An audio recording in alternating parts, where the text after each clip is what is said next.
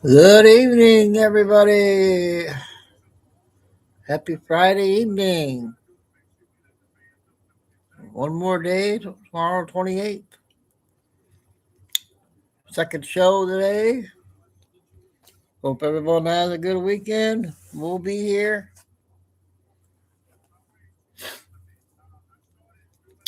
So, the first half hour we got our last day will be on the Clintons.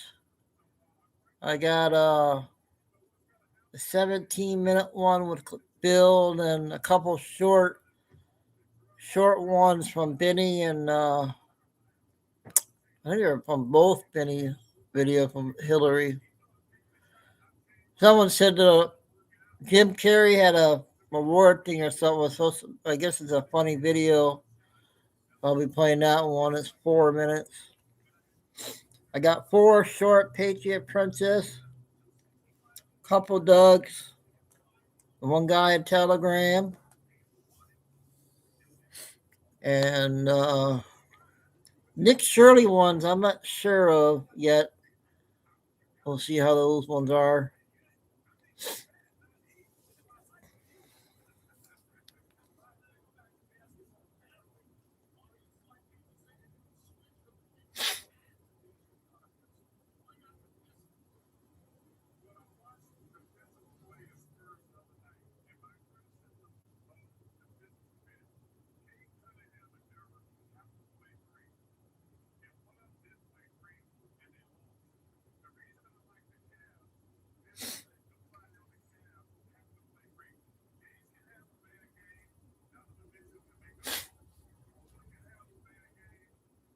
And deferred most of those.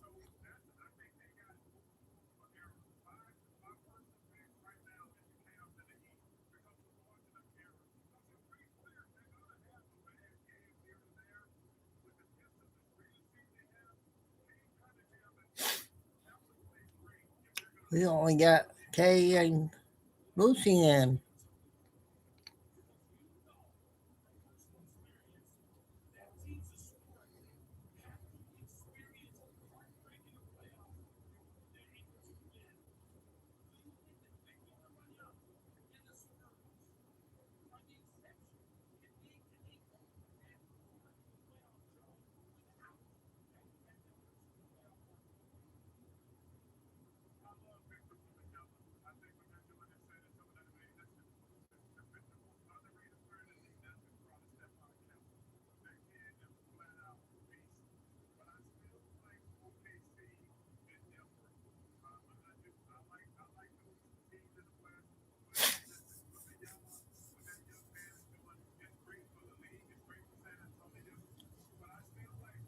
We'll be starting shortly there.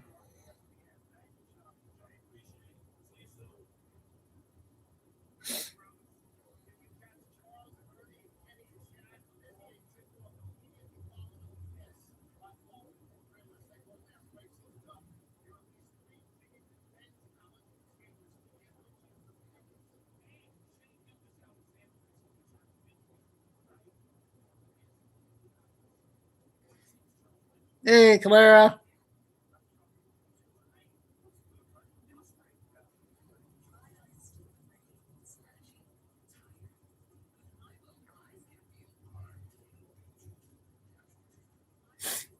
There's fine to go.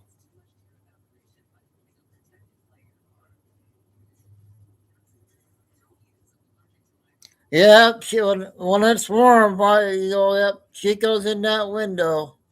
I took him out 3 times today.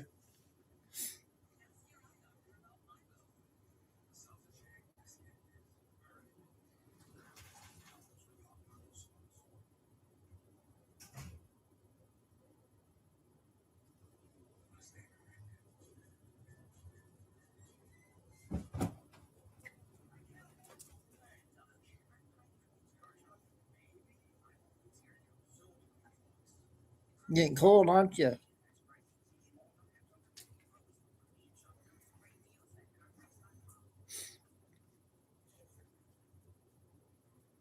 Yeah, that plus he smells the fresh air.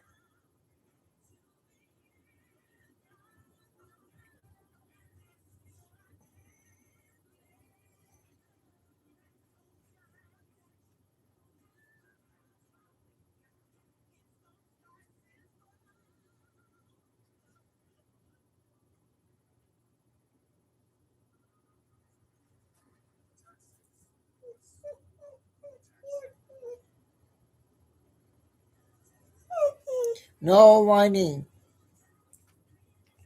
No whining. You get enough. You want to say hi, everybody? Come on.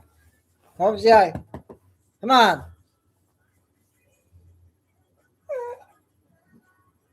You don't need nothing.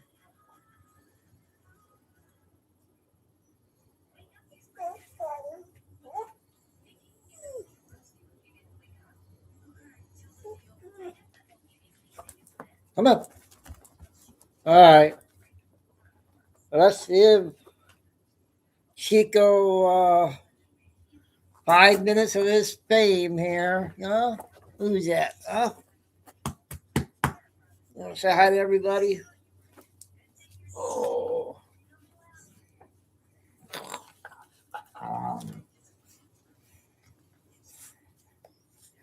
What are you doing? Huh? Oh, I got you. I got you.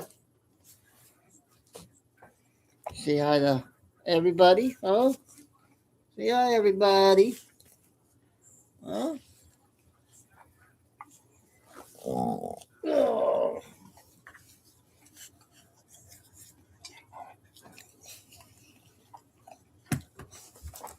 Ah.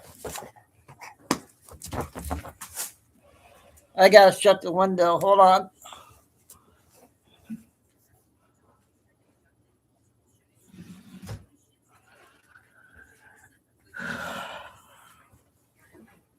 Oh, cold air was coming in.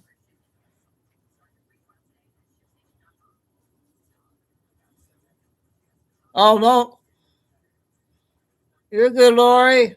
You're all right. You can't make it all the time.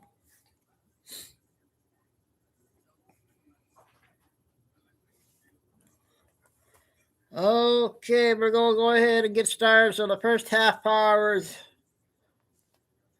the two major people that were liars this week. Let's see which one.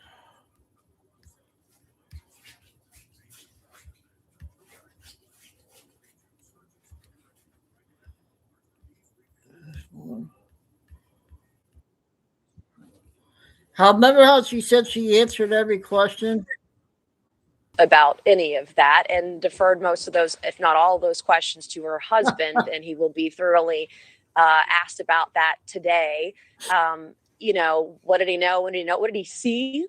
Because there are other people who've come forward publicly, like Kevin Spacey, who thought all of this was very strange and actually a very high risk for president of the United States or former president.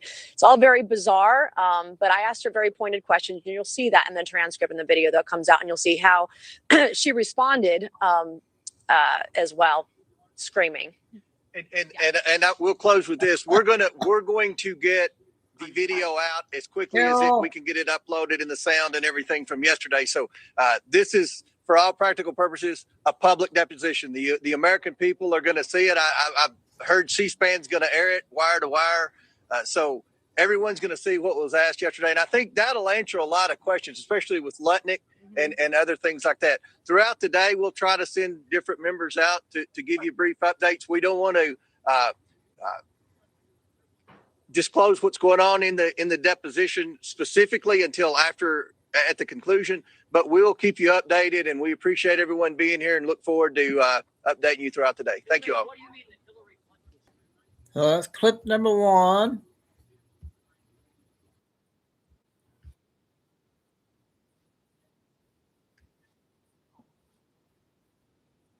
With President Trump.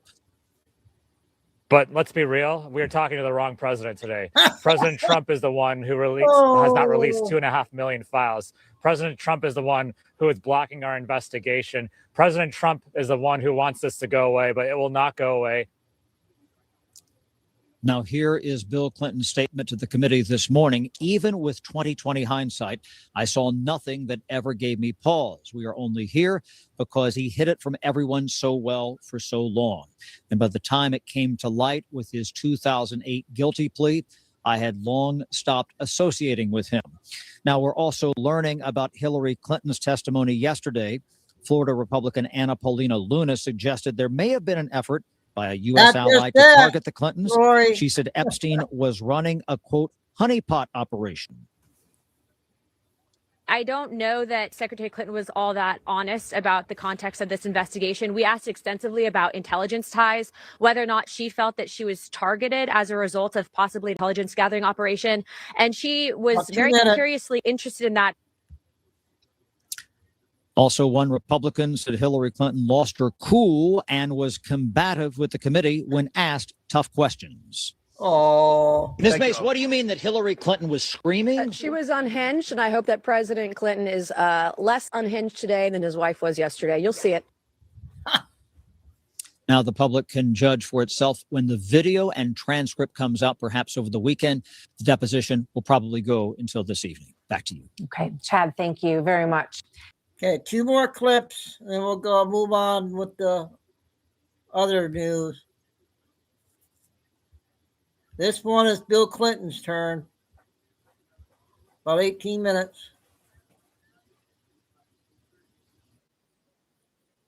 Well, 15 minutes. 15 minutes. The MAGA Republicans want to do it in secret, and former President Clinton turned the tables on Donald Trump here, and also mentioned that Donald Trump appears to have been bragging about his relationship with Epstein, how close they were. And former President Clinton said that when Donald Trump would bring up Epstein around Clinton, Donald Trump talked about how they had a falling out regarding a real estate deal, which is what we have previously reported on the Midas Touch Network, and not that it involved Donald Trump kicking Epstein out of Mar-a-Lago because he discovered that Epstein was engaged in child sex trafficking and other crimes. It was over a real estate transaction. That's what former President Clinton testified as well. But of course, the MAGA Republicans who wanted to keep this thing secret for a reason, they tried to change the narrative right away because they know that Clinton's testimony was actually very damaging to Donald Trump. And so what ended up happening is you had the MAGA Republicans rush out after Clinton's deposition was over. You see James Comer right here, and I'll show you what he said in just a moment, where he said, look, everybody, Bill Clinton exonerated Donald Trump. He said they're using Bill Clinton as the character reference now for Donald Trump. That's how desperate they are. They go, former President Clinton went on to say that President Trump never said anything to me to make me think that he was involved.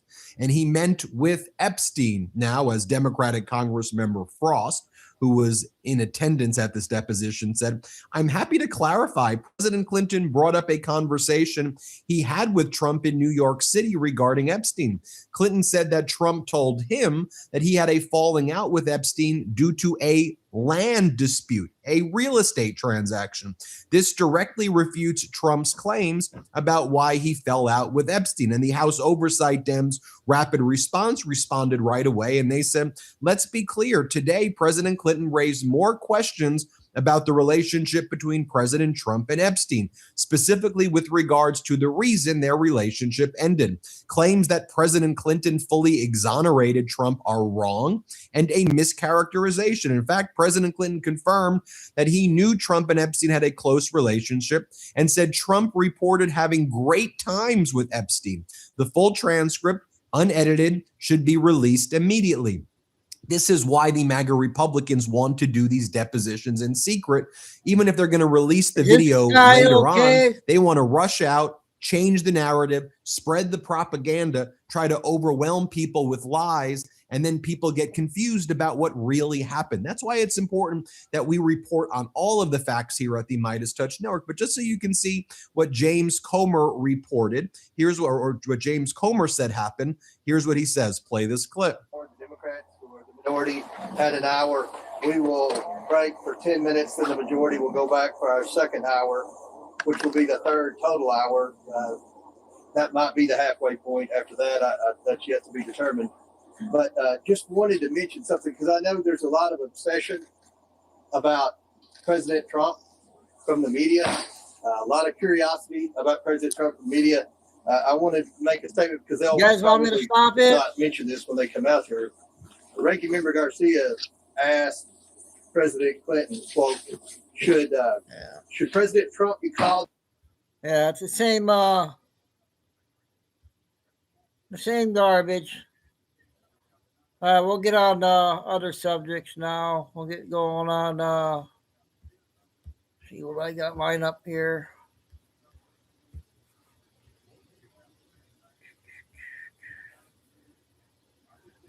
Someone said this was good. 5 minutes. Enquêteur, chaque personnage que vous incarnez, c'est comme l'argile du sculpteur que vous façonnez à la forme de votre cœur. Quelle chance j'ai eu de partager cet art avec tant de personnes qui m'ont offert leur cœur en retour. Il y a environ 300 ans et arrière, grand-père Marc-François Carré, oui, Carré, quittait Saint-Malo en France pour le Canada. Plus tard, j'ai continué jusqu'à Los Angeles et ce soir, avec ce magnifique honneur, ce Carré a bouclé le boucle.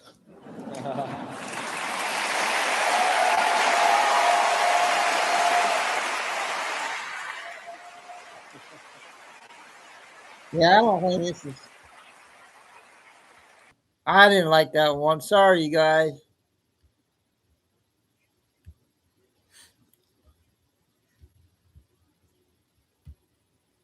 All right.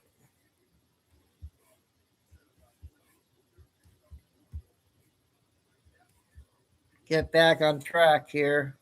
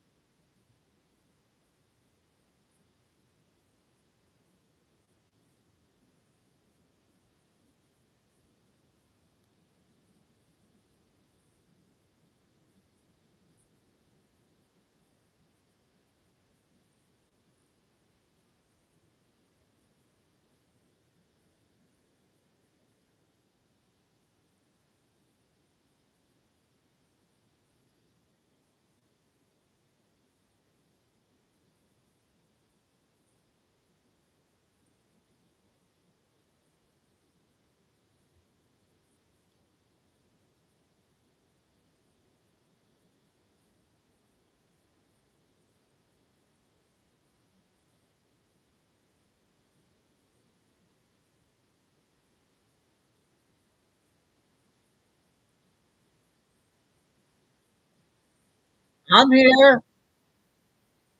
You guys hear me? Oh.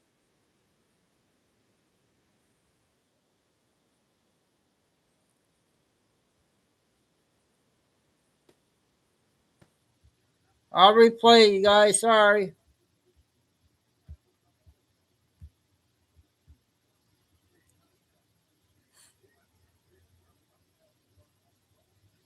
Oh.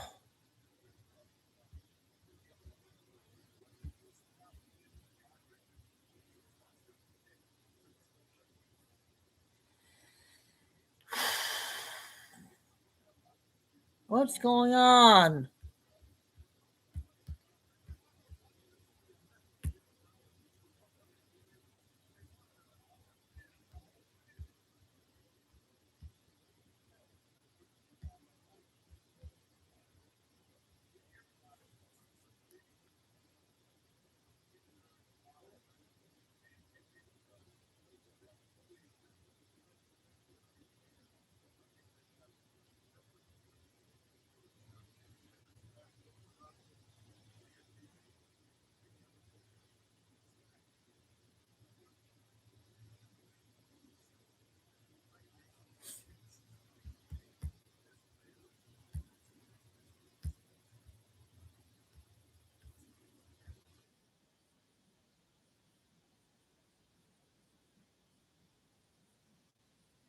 And they said, oh, he's in the lobby. I went in the lobby and I couldn't find him. And then I hear, Pam, and he is on top of a ladder himself, hanging an oil painting of a golf portrait in one of his resorts.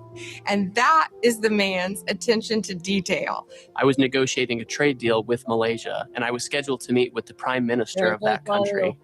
The night before, the president called me, and I let him know that I would be speaking to the prime minister the next day. Jameson, he said, do a favor for me. Once you get in there, call me, and I want to talk to him. He said, Mr. President, it's probably going to be about midnight in Washington when I'm meeting with him. He said, don't worry about it. I'll just watch my phone. And by the time they were done, they had essentially finished negotiating a trade deal. And I think more was done for U.S.-Malaysia trade relations in that 10 minutes than had been done in the many years prior. I remember last year, is some veterans who had been wounded, who'd taken grievous injury for our country, came to visit him. But one thing stuck out of my mind is some of them had prosthetic devices, and they came in and actually were taking those prosthetic devices, and the president would actually sign them. You could see in his eyes how much he cared and how much he appreciated what these veterans had done for this country. I think my most exhilarating memory of the president is when I did the endorsement of him at the Turning Point Conference in Arizona in the middle of our campaigns. And then I just, for humor, it was when he took me hostage on his airplane and tried to make me eat a Big Mac. One of my favorite memories with President Trump was when I brought my granddaughter in to meet him, and he spent so much time with Miss Addie, gave her one of his special challenge coins and lots of treats. The fact that he cared about a little 4-year-old and spent time with her just showed me what kind of a president he is. Only in Donald Trump's administration could I be with Xi Jinping in Korea one moment and Nicki Minaj talking about Trump accounts the next. Only Donald Trump. That was good.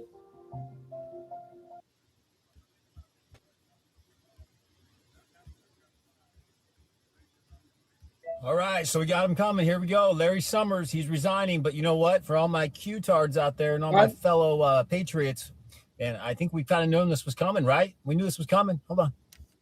Leaks from the media will lead to forced resignations. That's 2803 on the keyboard back in 2019. This post right here is crazy if you read all of it, but it says right there, forced resignations, businesses and government. Hold on. Post 693 back in 2018 says, make sure you list all the resignations. Post 413 says, track CEO resignations. Guys, when the real files come out, this ain't nothing. See, these people know that, oh boy, it's coming out. This is the Democrat Party side, the left, liberal, whatever, cabal side of files. Wait till the real files come out, the ones that have the grand jury testimony and nothing redacted. They know. So a lot of people are going to take the easy way out and save the taxpayer some dollars, if you know what that means. Leaving this earth, we'll say that. So just a little something to watch out for as we go into the coming months and the next year, okay? Love you. Oh, next year? It better not go another year.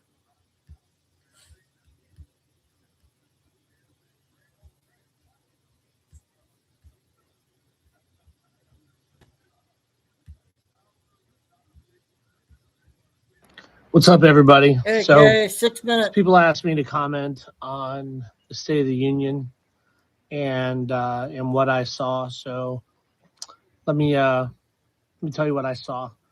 So first of all, the fact that the ceremony for awards happened while it was at the State of the Union, I think is significant, because it represented the concept of American citizens, American veterans, and Congress had to look up and clap to them in a presumption of they are above us.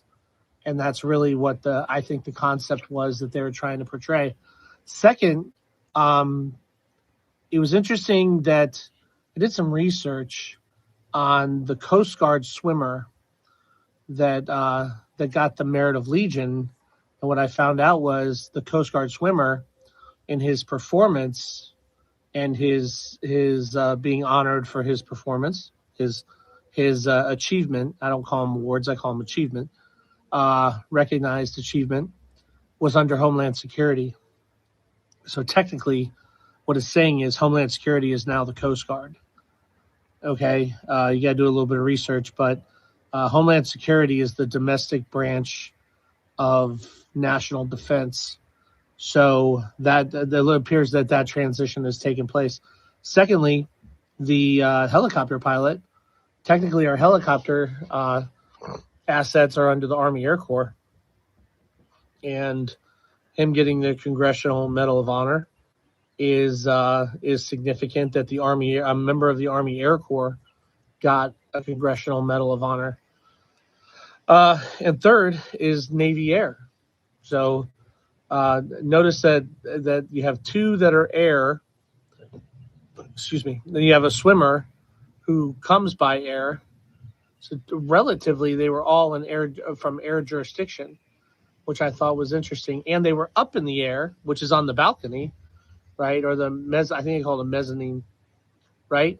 Above Congress, which I think is interesting also. The other thing that I saw, people have contacted me and asked me about, setting up the Democrats as far as the Democrats not standing. So here's the problem, and it's a very significant problem. While there's a lot of opinions flying around, the only thing that happened in that concept was that when he challenged them to he, number one, specifically said American citizens. So mind you, he's not talking about the public. Okay. He's talking about American citizens. He's talking about veterans, because that's where this thing's going to pivot, and the anchor is going to drop. And then the good people of the nation are going to come in, sponsored by the veterans. So he's saying American citizens. Okay.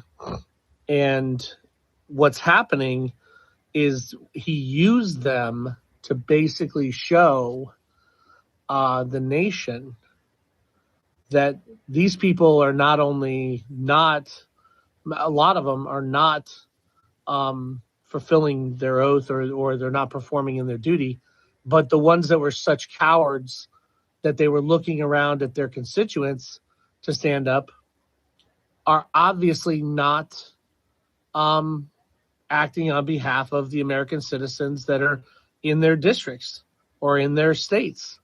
So what they're actually saying is, we are in allegiance to each other, and it doesn't matter what the American citizens say. And that's the violation of the oath. Okay.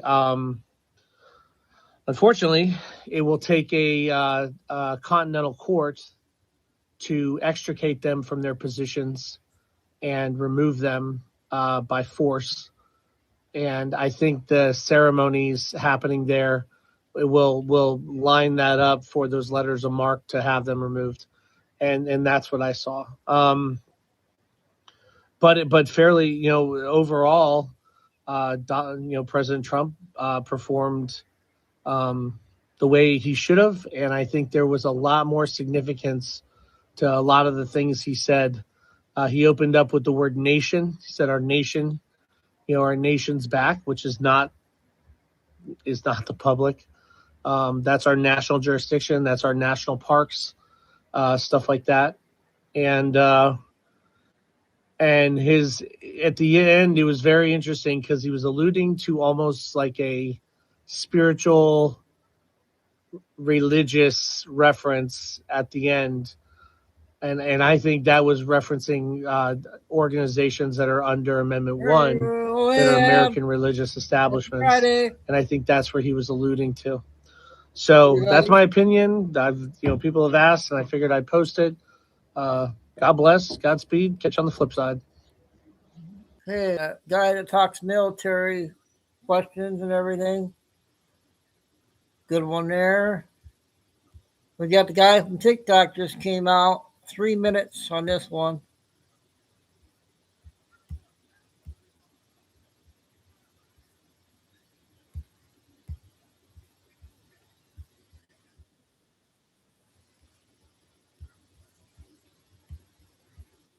It is February 27th, the year of our Lord 2026. This is breaking news. Bill Clinton, the former president of the United States of America, was before a GOP-led panel and said he didn't know anything about Epstein's crimes. The Washington Post just posted this just moments ago. Bill Clinton tells GOP-led panel he had no knowledge of Epstein's crimes. He didn't know he was committing crimes. He also went on to say that if he would have known these crimes were being committed, he would have turned him in himself.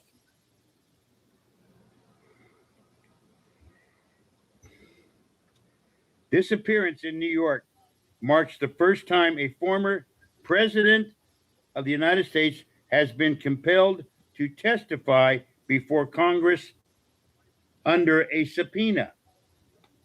A former president of the United States. The very first time. And then I didn't know he was committing. What crimes did he commit? I didn't know he was committing crimes. Hell, if I would have known he was committing crimes, I would have turned him in myself. There are literally picture after picture after picture after picture of, wait for it, Bill Clinton and Epstein doing whatever, and Hillary Clinton. But when Bill Clinton was president of the United States, living in the White House with his wife, Hillary Clinton, Epstein came to the White House on 16 different occasions. Hillary just testified a couple of days ago, yesterday, that she never met Jeffrey Epstein. There's picture after picture after picture of her and Jeffrey Epstein and Bill, the three of them together.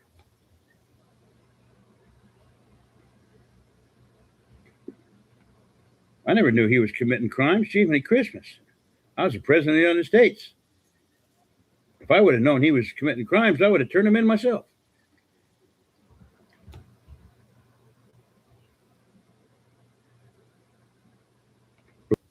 Okay, that's another good one. We might have to play an important video. It's 47. I don't know if you guys want me to or not, but we'll play it after we do a few more shorts. It's about Omar. So that might be, she has over 3,000 views on it.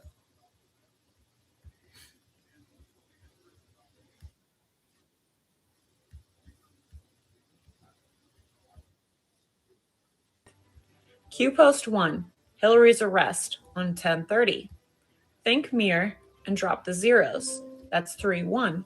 Military goes by Julian calendar. Julian calendar's 13 days difference. That brings you to March 13th.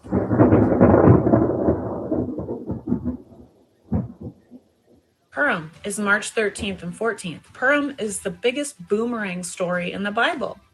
Evil ruler Haman wanted everyone to worship him, and they wouldn't, so he built these gallows to exterminate God's people and Mordecai. And then Esther risks her life, tells the king about Haman's evil plans, and the king orders Haman to be hanged by the very gallows that he made to exterminate Mordecai and God's people. Boomerang. COVID was declared a national emergency on March 13th, 2020. Total lunar eclipse on March 13th and 14th. They're calling it the blood moon. Blood moon 105, 9/11 105, total lunar eclipse 203, heart attacks can be deadly 203.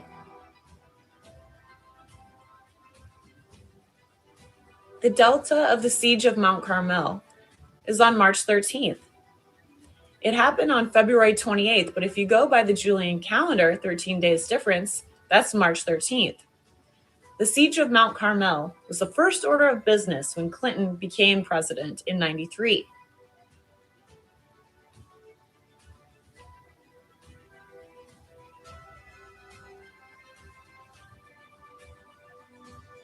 There's a few documentaries out there that tell us straight up that Carmel in Waco, Texas was a major drug running and cocaine drop location.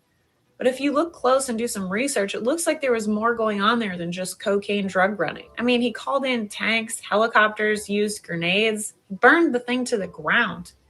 There was no negotiations. He just killed everyone, except for 25 kids that they let out that we never heard from again. I mean, it looks to me like he's hiding something. And have we been lied to about the calendar all along? Some studies say that we're actually missing a month. So there's 13 months. And April is the beginning of the year. And April is the first month. So that would make March the 13th month. So all of these things are happening around March 13th, which would be 1313, March Madness. Eyes on March 13th and 14th.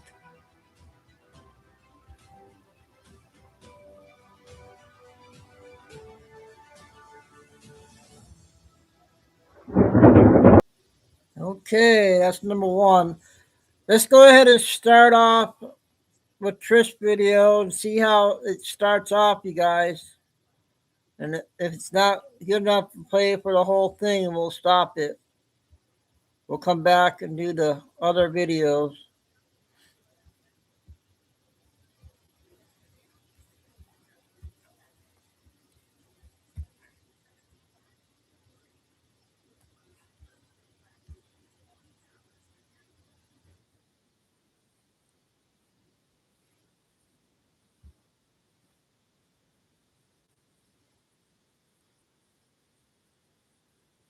You see, Barry Weiss is going to be their boss from CBS. I mean, they're freaked out enough at CBS, and now look what's going to happen at CNN. David Ellison is getting Time Warner. We're going to talk all about that. Not Netflix, not woke Netflix. Oh, well, happens to the best of them. Welcome to the program. As I said, quick reminder, if you haven't gone and subscribed to my 76 Research, I created this for you guys, and I really encourage you to go there and do that. We're very proud of our recent stock pick that we just added mid-February. It's already up 45%. What do you know? Since we added it, lots of good ideas in the small portfolio. So go check it out. We begin today's program on Ilhan Omar is about to go home.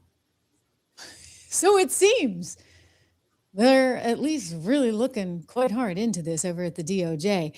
This has been talked about for some time, but we have not really heard anything so emphatic as what we heard on my friend Benny Johnson's show earlier today. Harmeet Dillon, who is the Assistant Attorney General and primarily in charge of some of the racial discrimination issues, says this is absolutely on their radar and there's an investigation going on. She can't say much, she says, but suffice it to say, this is kind of a wow moment. Listen. To see her contempt and right next to her, Rashida Tlaib, another person with an immigrant background. Look, Ilhan Omar has some legal issues regarding her citizenship. I'll just leave it at that. I think that they've been well covered in the press, but it's shameful. Yeah, that was an interesting answer. Could you elucidate at all for us on these citizenship issues for Ilhan Omar? Will we ever see anything on that? I will tell you that I was very anything, but sure. I think it's been well covered, and I covered it certainly myself before I joined the DOJ. That certainly it's a truism of immigration law that if you commit fraud in the course of obtaining your citizenship, if you lie about being that you weren't a Nazi, guard at a concentration camp, you can be denaturalized. If you lie about your marriage status on which your citizenship depends, or your familial status, or what have you. If you fake any of those documents or you lie, that's a grounds for denaturalization. And so I think it's been, credibly alleged that there are, serious questions about the circumstances of the paperwork around that naturalization. I'll just leave it at that. I'm not working on that issue. That's not part of what the Civil Rights Division does. But I think we need to police that seriously. It is a precious privilege to be granted citizenship as a naturalized citizen in this country. And I don't think it should be taken away lightly, but if it's just a basic concept of law that if you commit fraud in the course of obtaining a benefit, you're not entitled to it. I just think this is fantastic. So Harmeet is a fantastic lawyer. Okay. Fantastic lawyer. I'm just going to say that. I know her from Fox, and she was a Fox News contributor. And I'm just going to add that, she's not only a fantastic lawyer, she's not going to throw stuff out there just for the heck of it. Am I throwing shade at Pam Bondi right about now? I may be, but I have reason to. Okay. I have reason to. Letitia James is reason number one. James Comey is reason number two. But anyway, Harmeet's the real deal. And so what she's saying here is that they have some thought and process that's going into this. And she really couldn't say much. But listen, if what is out there is believed to be true, if that turns out to be true, I'm going to tell you, and I put a nice little time together for everybody. We're going to go through this together. There is a lot to go on, and it's very, very, very suspicious. I'm just saying. Okay. So in 2002, Ilhan Omar is 19 years old, and she marries a guy named Ahmed Hirsi. Now they're not married So far, so in good, you like guys. a legal government ceremony at all. They're married in a religious ceremony. So as far as her culture is concerned, yes, they're very much married, but they weren't married officially in the eyes of the law. So this is important and a distinction that we're going to come back to in a minute. She has 2 children with Mr. Ahmed Hirsi in 2003 and 2006. So it's a real marriage. Okay. They're together. They have kids. Then they separated in 2008. Terry, She how's marries it again going? in 2009 to a guy named Ahmed. That better? That makes it easy, right? Ahmed. she likes the Ahmeds. She marries a guy named Ahmed Nur Saeed Elmi. That's the guy that some people online believe might be her brother. I'm here to tell you, it doesn't even matter if it's her brother or not, because if it wasn't a real marriage, if they didn't love each other, if it was just, for money only or to help somebody get citizenship, this, that, or the other, that's a huge problem. Okay. Like huge problem. Like we'll get to that again in a second. And I'll explain to you legally why it's such a huge problem. But she marries this guy and she marries him officially. Like this is on the books, right? This is in, the government registers. She does this the right way when she goes and marries this guy, another Ahmed Nur Saeed Elmi. And she divorces him like a year and a half later. Okay. That's what's weird. And then what's even more weird is that a year later, while he's off at school, allegedly in one of the Dakotas, she has a 3rd child with the first guy that she's just divorced. So you tell me how that makes sense to you, right? She's married to one guy in a religious ceremony. Then she separates from him, divorces him, marries this other guy in an official ceremony, but no religious stuff around it. Like they don't do a religious ceremony. Jerry. It's like an official ceremony and not within her church. She has another kid with the first guy. And then boom, presto, like a year and a half, 2 years later, she divorces the second guy. I know it's confusing. She must not be a very good Muslim because she keeps getting married. And now the latest and greatest runs an alcohol company. Yeah, wine company. Well, maybe not. There's no wine. And then used to run a cannabis company. So we'll tackle that again momentarily. I want to go in order because there's so much here. So in 2012, she then gets back together with hubby number 1.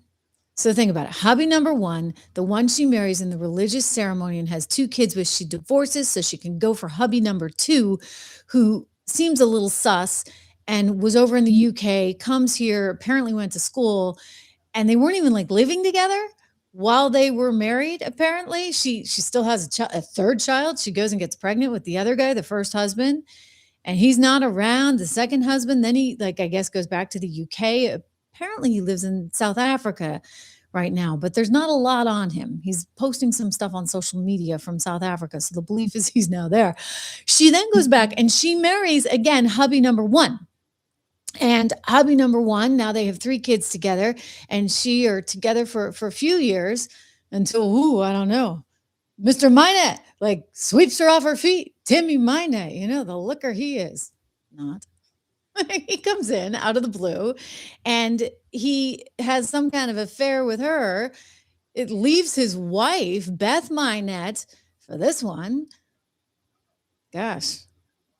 There's not much to say. I mean, again, she's obviously clearly not a very good Muslim in any way, shape, or form. But, Timmy Minette suddenly becomes numero uno in her book, and she divorces that poor guy that she's been with since she's 19 years old, that she's got 3 kids with. She's already divorced him once. She divorces him again and marries Timmy Minette, the guy who has multiple times been accused of fraud.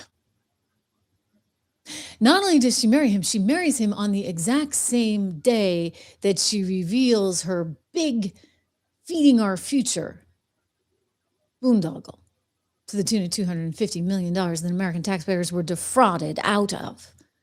And all her, peeps back in, I almost said Somalia, like little Somalia, in Minneapolis, they're all involved in it. So, yeah, we have questions, and so does Harmeet Dillon have questions, because you see, I want to go back to marriage number 2.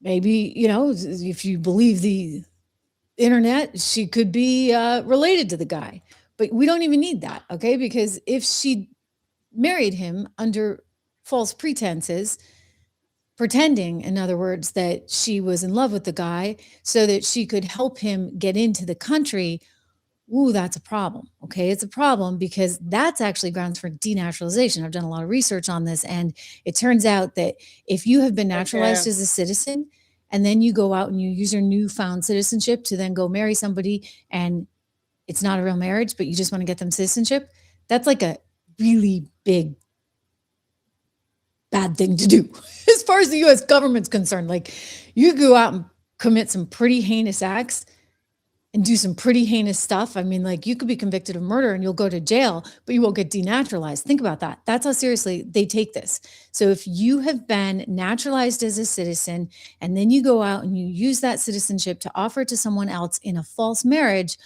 that's a big deal. And they will and can denaturalize you. If they got the evidence, how come they haven't arrested her yet? Over that, and then you're in the country without a visa and you're going to get deported. 18 USC 101, false statements to the federal government. They consider it as false. They're saying now you don't have the right character to have been in the country initially because you clearly don't believe in our constitutional values. And then 8 USC 1451, procurement of citizenship by concealment or misrepresentation. We're going to get to that because there's some talk out there that she never should have gotten citizenship in the first place because of who her family was, who her father was, and because she was being naturalized as sort of a derivative of his status and his citizenship. The belief in some communities is that he never was deserving of citizenship because of his connection to the Somali rulers that were so barbaric and so horrible there that led to this civil war. So this is actually pretty significant and something that is also being looked into, as Harmeet alluded to. And I want to go back to what Harmeet said again, because I think it's really important, especially as I go into 8 USC 1451 and talk about that. But in terms of the false statements to the federal government, if she was out there marrying somebody because she thought that, this was for whatever reason, I don't know, maybe there was financial gain, maybe it was just gain because if in fact he was a relation, et cetera, they wanted to get him into the country. I don't know, but I'll just have you at this. Like, it doesn't really matter. If it wasn't a real marriage, then they can go after her for that. And that's a big deal as far as the government is concerned. And I think we have reason, I'm just saying, not accusing anybody of anything, but I'm just saying we have reason, right? Do we not? To say, gee, you were married to one guy, you had kids with him, you suddenly dropped him like a hot potato, married this other guy. That was like a whiz bang, right? Like, that didn't last long. You guys weren't even living together. And then he ups and leaves. Maybe this was a marriage plan gone awry because you know, a couple years later, she's back with the other guy. And in the interim, she has the other kid with the first guy. It's really strange stuff. But again, I want to get to this next part. 8 USC 1451. In other words, did she never deserve citizenship in the first place? Let's go back to my friend Benny. Really good interview with Harmeet. And he's smart, right? Because he heard what we all heard. And he's like, whoa, whoa, whoa. He let her finish her sentence. And he's like, whoa, whoa, like, slow down. What did you mean by that? Because you kind of dropped a kind of a big spectacle in our lap. Let's go back to Harmeet and Benny. To see her contempt and right next to her, Rashida Tlaib, you know, another person with an immigrant background. Look, Ilhan Omar has some legal issues regarding her citizenship. I'll just leave it at that. I think that they've been well covered in the press, but it's shameful. Yeah, that was an interesting answer. Could you like elucidate at all for us on these citizenship issues for Ilhan Omar? Will we ever see anything on that?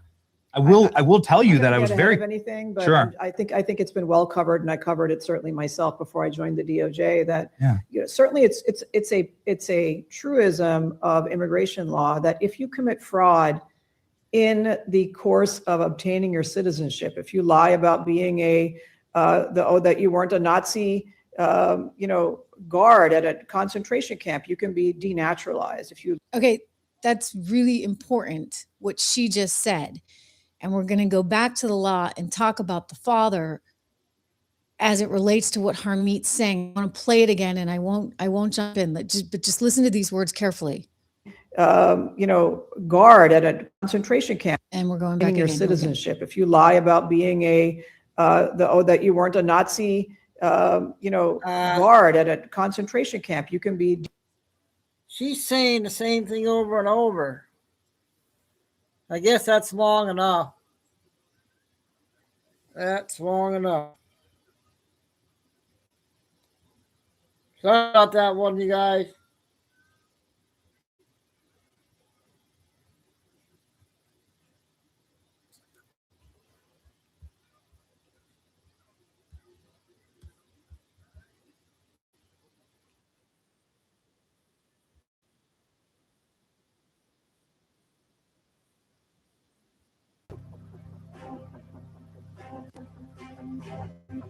Look closely at the numbers. Zeros don't count. Take the zeros out. What does Q always say? Think mirror. So if you think mirror and take the zeros out, that would be 3-1, March 1st. What calendar is the military on? Julian calendar. So when would March 1st be? March 13th would be March 1st on Julian calendar. What if we see the takedown of Hillary Clinton on March 13th? When was COVID declared a national emergency? March 13th of 2020. Look what Trump had in all capital letters in his post. MSDNC 53, COVID 53. Playing the ref. Trump is the ultimate referee. What if Trump ejects Hillary from the game on March 13th? In his speech to Congress, he said Indiana 52, zebra 52, and he made a Z with his fingers. Zebra is ref. Plants in Indiana, one of the largest anywhere in the world.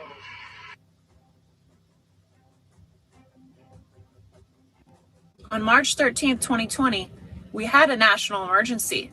What if March 13th of 2025, we get the EBS? Just like QPost 34 says Podesta, and we will get an EBS. Podesta links to Clinton's.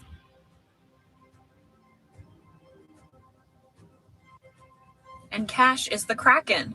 And Sidney Powell released the Kraken.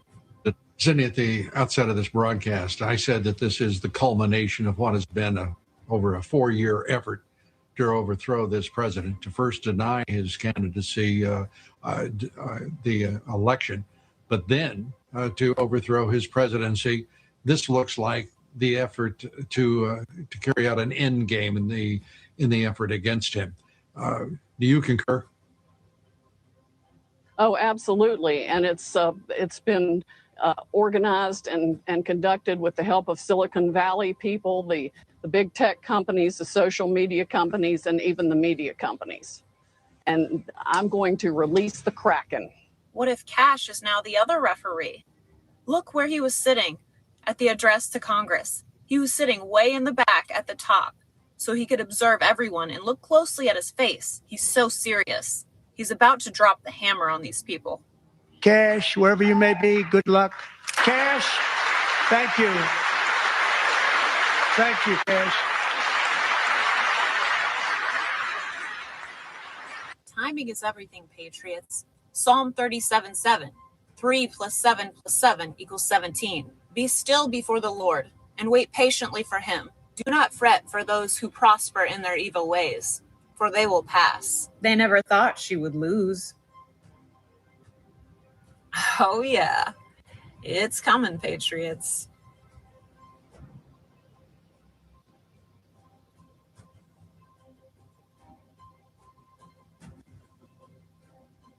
Oh, okay. I thought you were already in here.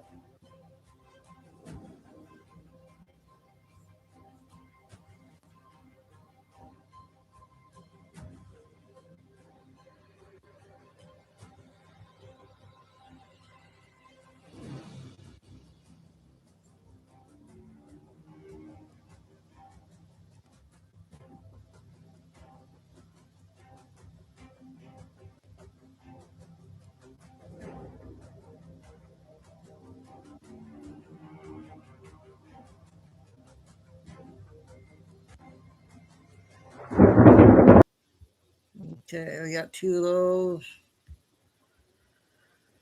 See what we got next here. Cue video.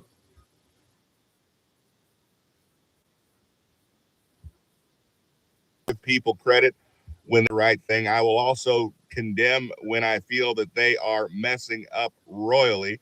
And I have done that with Pam Bondi when I felt that she was not doing a great job. But I feel that Pam Bondi did something absolutely great. I feel that she has gone after these people in Minnesota, and I feel that she has properly applied the law. And those people that went in and charged that church and interrupted that service on Sunday morning, she has made 30 arrests for those protesters.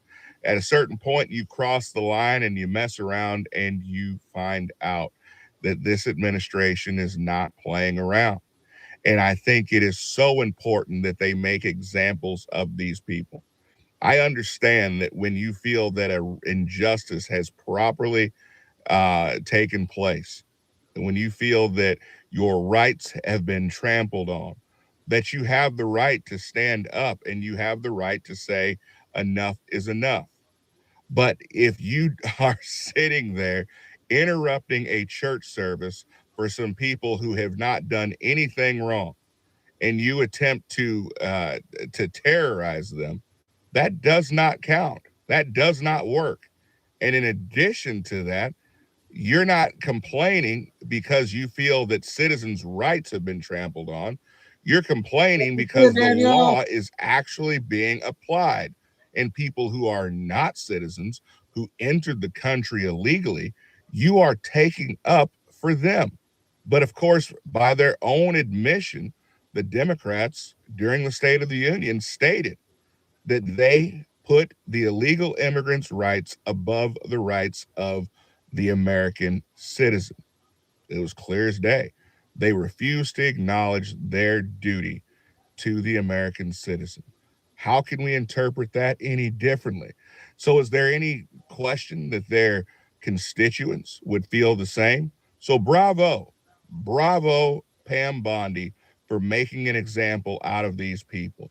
I hope that they are prosecuted to the fullest extent of the law, and I hope that people in the future that want to obstruct law enforcement from doing their job, from actually executing the law properly, that if they decide they're going to terrorize innocent people, that they are going to interrupt church services, that they are going to injure people, I hope that they remember this day and understand that they're better off staying at home and typing on their keyboards or whatever it is that these people do than to go out and get themselves arrested and find themselves going to prison. Because I hope that is exactly what befalls these people. First of being Don Lemon or Don Limon, whatever he goes by these days. Let me know what you guys think about this, though. Do you guys agree? Do you feel that Pam Bondi's doing the right thing? I understand we want to see other people arrested, but it's got to start somewhere. Comment below. Thank you. You weren't here either, Fine Eagle? All right, these are Dick Shirley video clips, guys. New York City. I don't think we played these ones, I don't think. I think they're new.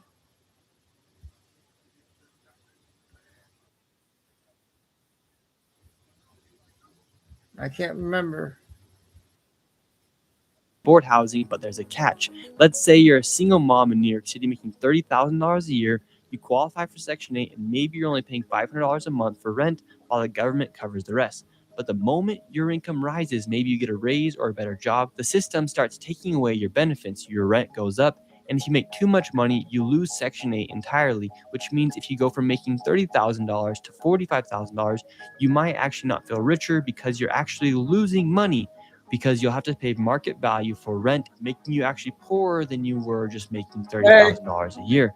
So you stay poor, you keep your housing, you try to level up, and suddenly you're punished. This is why it's called the poverty trap. And politicians know that this is a way to control the people. If you make more money, you lose your benefits. They silently say, stay poor and we'll provide for you, but don't worry, we will still blame the rich for keeping you poor. And before we leave the Bronx and head into Manhattan, I want to take you guys to one of the infamous projects inside of the Bronx. What's life like in a project here in the Bronx? Well, just to give you a reference, you know benefits in Section 8.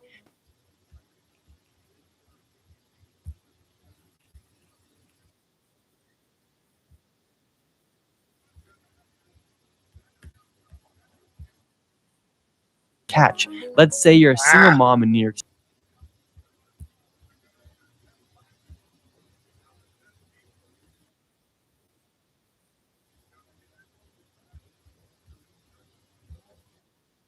To like Rikers Island, like the walls look just like this. Really? Yeah. From the Bronx, we head to Manhattan just to see how different life was between the rich and the poor, and eventually make our way all the way to Billionaire Row. And before we go to Manhattan, there's something that a lot of us don't even think about that puts us all at risk, and that's us just simply using the internet. There's threats all around, and that's why the sponsor of this video is so important, and that is why I use Surfshark VPN. If you're anything like me, you're always using public Wi-Fi, whether it be at the airport or at your favorite restaurant. However, when you connect to the internet using Surfshark, all your information is encrypted and it keeps you safe and away from trackers and hackers. And when you're using Surfshark, you can even get the best prices available for your flights, hotels, or any everyday items when you use Surfshark when you're surfing the internet. And on top of all of that, Surfshark also comes with an antivirus scanner that will notify you immediately if you ever accidentally download any malicious apps or files. And Surfshark is so confident in their VPN that they're offering a 30-day money-back guarantee. So go to surfshark.com/Shirley and use code Shirley at checkout to get an extra 4 months of Surfshark VPN. As like this type of living environment. Like if you go to like Rikers Island, like the walls look just like this. Really? Yeah. From the Bronx, we head to Manhattan just to see how different life was between the rich and the poor, and eventually make our way all.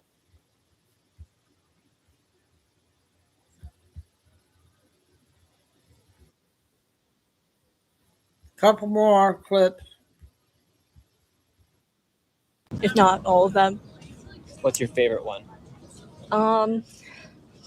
Just like his like he talked about like making public transit and like everything like free, like not free, but like maybe like more accessible and faster buses, faster public transit, and yeah. And where do you think he'll get that extra money from?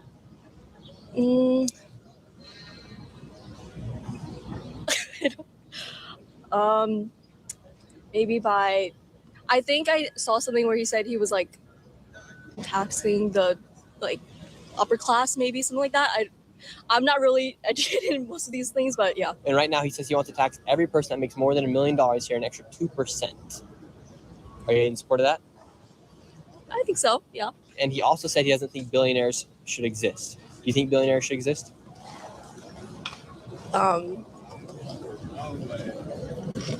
I mean, like, I resonate with most of that. Okay, one more.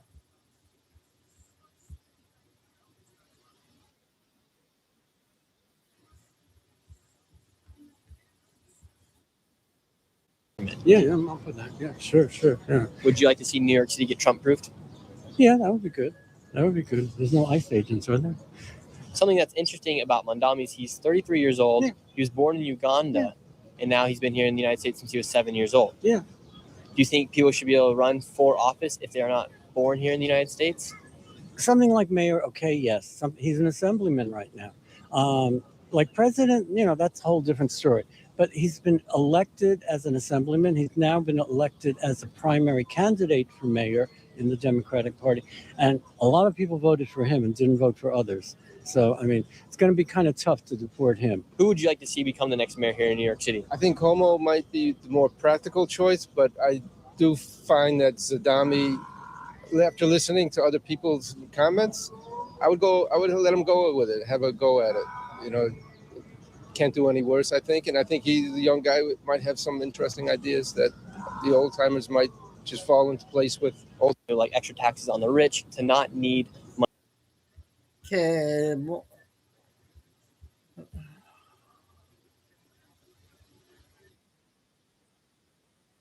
Next video.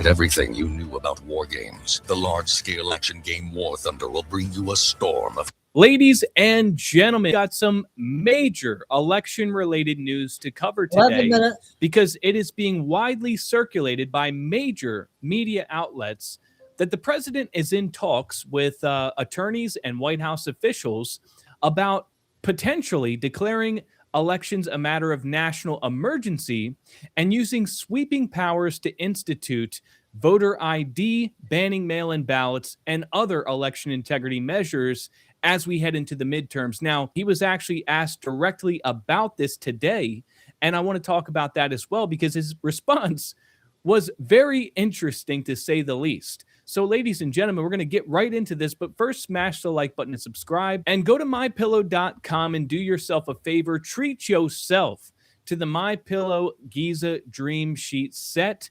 You can get them for as low as $29.98 with my promo code Nick right now, and I cannot express to you guys enough how much my wife and I absolutely love these. The 6-piece towel set, there's a big sale on that as well. My kids love the towels. We've got all the MyPillow products here at the Mo Cedar household, and there is a mega sale going on site-wide. You can save big on the Giza Dream Sheets and much more with my promo code Nick. Now, let's get into this. So this comes from the Gateway Pundit, who's circulating the very same information as the Washington Post and the Daily Caller, and we have to take this with a grain of salt, okay? I want to be very careful about this and try to stay objective, because there has been a rumor from the Democrats that's been circulating for weeks now that the president, he's going to use the false claims of election fraud to rig the 2026 midterms or cancel the election. They've been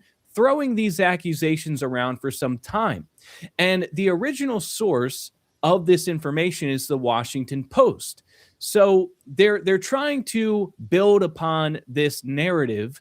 And therefore, I think we need to be a little bit skeptical here. But what we can say for sure is that there are pro-Trump attorneys and White House officials involved in briefing the president on a 17-page draft executive order, which uses the basis of foreign interference in elections, particularly China interfering with the 2020 election, as a basis for the president using his emergency powers to, institute election integrity measures in the next election cycle. That is the basis of what we're talking about here. There are pro-Trump attorneys, including the attorney that represented Tina Peters in Mesa County, Colorado, that are behind this. So they actually drafted the executive order. We're being told that they briefed the president and that, he's in talks with White House officials, and it's a point of consideration whether or not to institute this executive order. So that's what we know for sure. Now, whether or not the president actually plans to go all the way and use his emergency powers to secure elections, that is yet to be determined. It's all speculation at this point. But we have pro-Trump lawyers that are trying to persuade the president and his team to go all out to secure American elections this year by invoking an unprecedented executive order, and they may soon get their wish. That's according to the Gateway Pundit. So these attorneys with ties to Trump are talking with the White House over an election plan, citing an unusual and extraordinary threat to the national security and foreign policy of the United States. Now, this executive order, the 17-page draft, that it alleges that China interfered in the 2020 presidential election and allows Trump to declare election security a matter of national emergency. Now, they say there is now clear and compelling evidence from court cases and forensic analysis that these threats have not been mitigated, but instead have intensified. So the draft, it constitutes an unusual and extraordinary threat to the national security and foreign policy of the United States, and the executive order seeks to mandate voter ID nationwide, as well as ban vote by mail and require ballots to be counted by hand. Now, this has apparently leaked to the Washington Post, who got a hold of the draft document. So the actual document itself, the public doesn't have it, but the Washington Post does. Now, here's a very interesting piece of this. Peter Tickton is one of the attorneys behind this, and he apparently has known Trump since they attended New York Military Academy together and represented him in court. He's part of the pro-Trump lawyers in communication about this election plan. So Peter Tickton went to the Military Academy with Trump, was one of his personal attorneys, and he's one of the people behind this. And by the way, Peter Tickton was also one of the attorneys that represented Tina Peters, the Mesa County clerk, serving 9 years in Mesa County, Colorado. Now, Trump got asked about this executive order today and whether or not he plans to declare a national emergency. And his response is very interesting and very curious.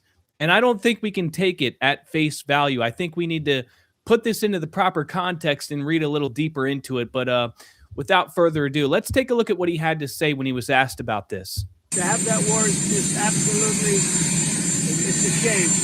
Sir, are you considering a national emergency? Are you considering a national emergency around the midterm election? Who told you that? There's been reporting that there's an executive order, proposed executive order about this. Are you looking at that? Are you considering that? What about the voter ID? So that to me was very curious. Okay, his initial response was not no. It was, who told you that? With a little smirk, a little grin, as if he was kind of surprised that the reporter even knew about it. But, you know, usually when the answer is a flat out no, the answer is a flat out no, right? He the way he responded there, I just found very curious, and we have to put it into the proper context. 5 minutes. That if this was his plan, if it was something he was strongly considering, it probably wouldn't be best for that to be widely known by the Democrats and the media because of the way they would respond and try to sabotage that effort. So he goes on to say, no, I don't know anything about it, but I think chances are he does probably know about it. I mean, it's safe to say that these attorneys like Peter Tickton have discussed this with the president. But if you want to take the president's response at face value and just take that as a no, that you're welcome to do that. But I think we need to read a little bit deeper into this, because when you consider that a few weeks ago, the president put out this on Truth Social, this right here makes me lean a little bit more towards the president may actually be considering this executive order as a legitimate option, because he said on February 13th, we cannot let the Democrats get away with no voter ID any longer. He went on to say this is an issue that must be fought and must be fought now. If we can't get it through Congress, there are legal reasons why this scam is not permitted. I will be presenting them shortly in the form of an executive order. And he has said that if we can't get this through Congress, we're going to get it through without Congress. one way or another, we will have voter ID. We will have secure elections in this country. So he has said that on multiple occasions. And we know that this executive order, this 17-page document, does in fact exist. The question is whether or not the president plans to actually do it. I would venture to say that it probably hinges on whether or not Congress does the right thing by passing the Save America Act. I think the president is optimistic and hopeful, and he wants to give the Republicans in Congress the opportunity to do the right thing before he resorts to a more drastic option like an executive order declaring elections a matter of national security. But I also do think that the president, as he has alluded to on multiple occasions, is going to be dropping evidence of foreign interference and domestic interference in the near future. I don't think it was a coincidence that Tulsi Gabbard appeared at the Fulton County raid in Georgia and was also involved in an investigation into election machines in Puerto Rico, investigating foreign interference and Venezuelan ties and influence in Puerto Rico. I mean, we talked about that a few weeks ago. We know for a fact that there are foreign powers meddling in U.S. elections, and that even with the passage of the Save America Act, there are still innumerable problems in U.S. election security. So we are in unprecedented times, and it does appear that the Republicans in Congress are unwilling to do what's necessary to fix that. Not to mention that the individual states like Arizona, the swing states, Michigan, Georgia, we have issues across the country, and the elected officials are failing to do what needs to be done to fix it, partly because they benefit from the system. So if the president needs to declare a national emergency to ensure that we have free and fair elections in this country, then I say so be it. Let's get on it. I mean, at least try. I'm sure there's going to be pushback on that, but hell, we've got to do whatever needs to be done to secure elections in this country. And if it takes something drastic like that, then I'm all for it. But let me know what you guys think down in the comments section about this. And check out the video I did on J.D. Vance and Dr. Oz cutting off the Medicaid funding to Minnesota, and Tim Walz is falling apart because he knows the game is over. I'm going to leave a card for that video on the screen. Be sure to click that video and watch it, because you do not want to miss what's going down in Minnesota, which is coming up right now.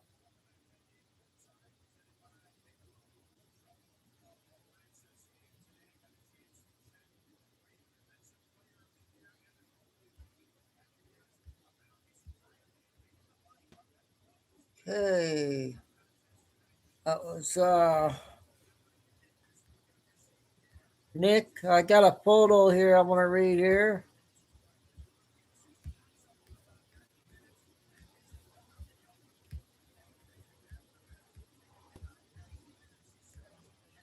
Walmart to pay $100 million to settle allegations over deceptive practice for delivery drivers.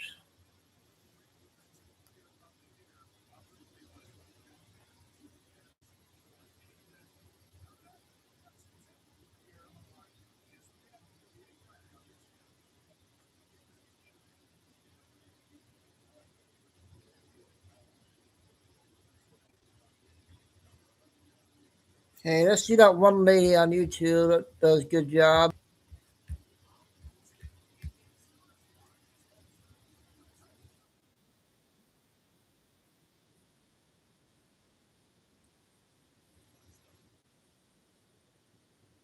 Go to 8:30 tonight, guys. 8:30.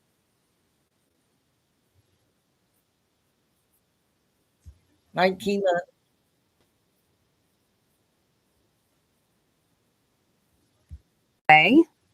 That's exactly what just happened to Oregon.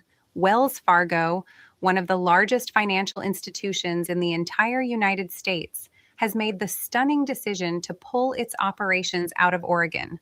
Offices in Portland, offices in Hillsborough, offices in Salem, all of them gone. And here is the part that should send chills down your spine. Over 1,200 Oregonians have already lost their jobs because of this decision. And this is not happening in a vacuum. Because as Wells Fargo walks out the door, the question on every Oregonian's lips right now is simple. Is the governor doing enough to stop the bleeding? Stay with me. Because by the end of this video, you will understand exactly how Oregon got here and whether there is any way back. I'm Laura Ronson, and this is the story Oregon does not want you to see. Let's go back to where this all began. In October of 2024, Wells Fargo dropped a bombshell announcement. The bank quietly informed state workforce officials that its entire global operations business, which had been running out of offices in Hillsborough, Portland, and Salem, would be completely shut down by the end of 2025. The reasoning? Consolidation. Wells Fargo said it wanted to bring its operations together in fewer cities. At the time, the bank was spread across 150 locations nationwide. Corporate leadership said it was simply time to streamline. But here in Oregon, that explanation felt like a slap in the face.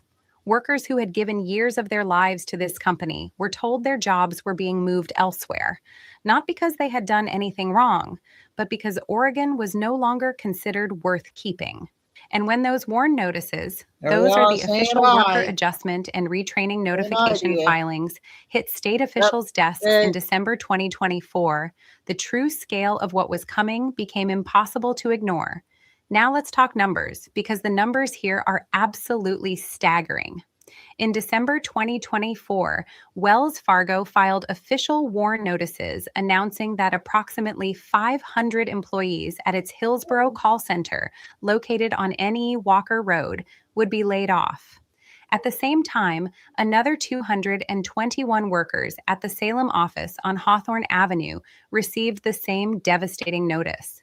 That is over 700 jobs gone before 2025 had barely begun. But Wells Fargo was not finished. In October of 2025, the bank came back with a second wave of layoffs. This time, 263 workers in Hillsborough, 147 in Salem, and 34 more in downtown Portland. 444 more jobs, announced on October 28, 2025, to take effect on December 26, 2025, the day after Christmas. Add it all up, and Wells Fargo has eliminated over 1,200 Oregon jobs since December 2024 alone.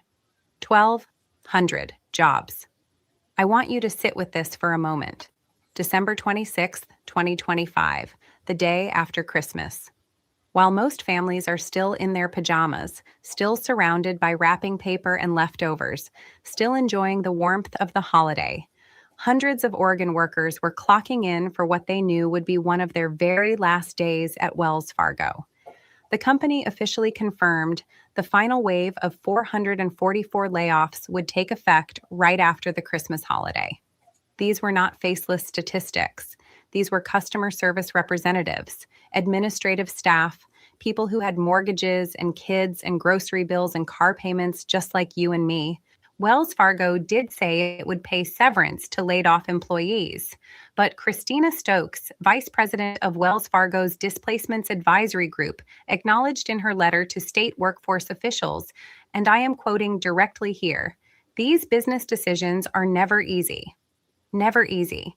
That might be the understatement of the entire year for Oregon. So here is the million-dollar question, and frankly, the billion-dollar question for Oregon's economy.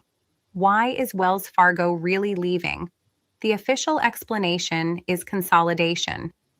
Wells Fargo stated it wanted to reduce its footprint from 150 locations down to a much smaller number of strategic hubs. Oregon, Portland, Hillsborough, Salem simply did not make the cut, but that is only part of the story. Because here is what the corporate press release does not tell you. While Wells Fargo was closing Oregon offices, it was simultaneously moving its wealth management headquarters to West Palm Beach, Florida, a low-tax, business-friendly state that has been aggressively poaching companies from high-tax states like Oregon for years. And Oregon, By the time Wells Fargo made this decision, CNBC had already ranked the state 47th, that's 47th, out of 50 states for 14th. business friendliness, 43rd for cost of doing business, 41st for overall economy. Oregon was not just inconvenient for Wells Fargo, it had become one of the least desirable business environments in the entire country. Now, here is what makes the Wells Fargo story truly frightening. It is not an isolated incident, not even close. Wells Fargo is just the most visible name in what experts are now calling a genuine business exodus from Oregon. Consider this. Intel, Oregon's single largest corporate employer, has eliminated approximately 5,400 jobs in its Hillsborough and Portland operations. Nike, the iconic shoe brand born in Oregon, slashed 700 workers from its Beaverton headquarters. Dutch Brothers, the beloved Pacific Northwest coffee chain, packed up its corporate headquarters and moved all the way to Phoenix, Arizona. And in downtown Portland, office buildings are sitting 30% empty. The iconic U.S. Bancorp Tower, once a symbol of Portland's financial strength, sold in 2025 for just $45 million. That same building sold for over $200 million back in 2015. That is an 80% loss in value in just 10 years. Major employers, including Wells Fargo, Standard Insurance, and Unitas Community Credit Union, have all fled downtown or left Oregon entirely. This is not a blip. This is a pattern. Let's talk about what all of this means for everyday Oregonians, the people who are not executives, not politicians, not shareholders, just regular working people trying to pay their bills. Oregon lost 18,000 non-farming jobs between August 2024 and August 2025. 18,000. While the rest of the national economy was adding millions of jobs, Oregon was bleeding them out. The Portland metro region alone shed 8,800 jobs in 2025, ranking it the fourth worst performing metro area in the entire country. And Oregon employers eliminated more than 11,000 jobs through mass layoffs since early 2024. State economists have described Oregon as being in a, quote, growth recession or near stagnation. Oregon's unemployment rate climbed to 5% by mid-2025, rising faster than virtually any other state in the nation.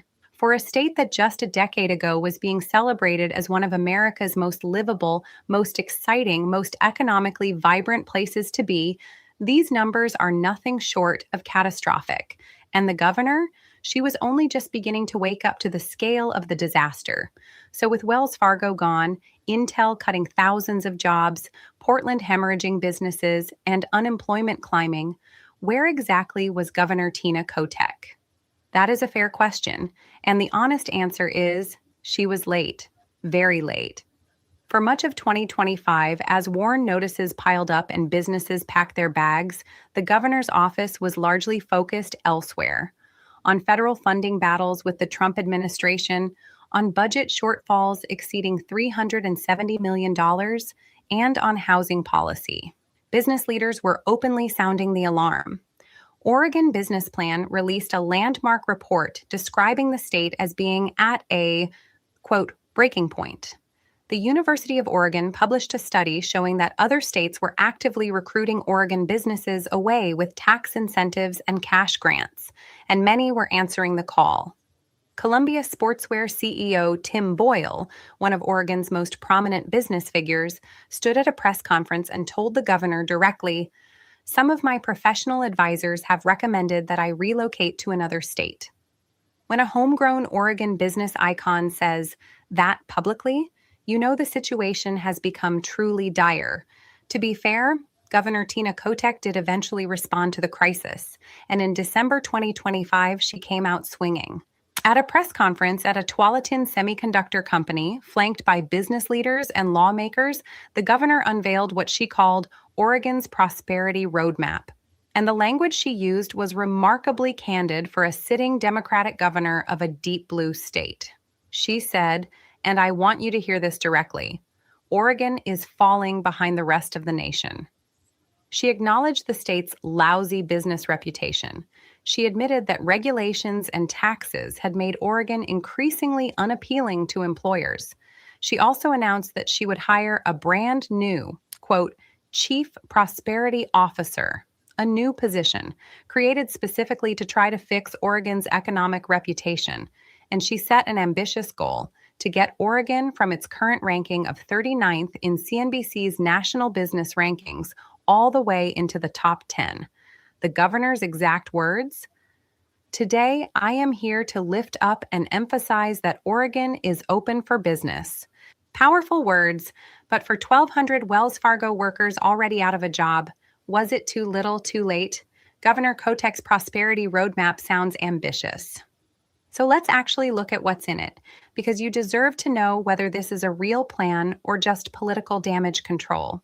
The roadmap includes streamlining business regulations and permitting, a process Kotek says would be modeled after similar programs in Michigan, Pennsylvania, and Maryland.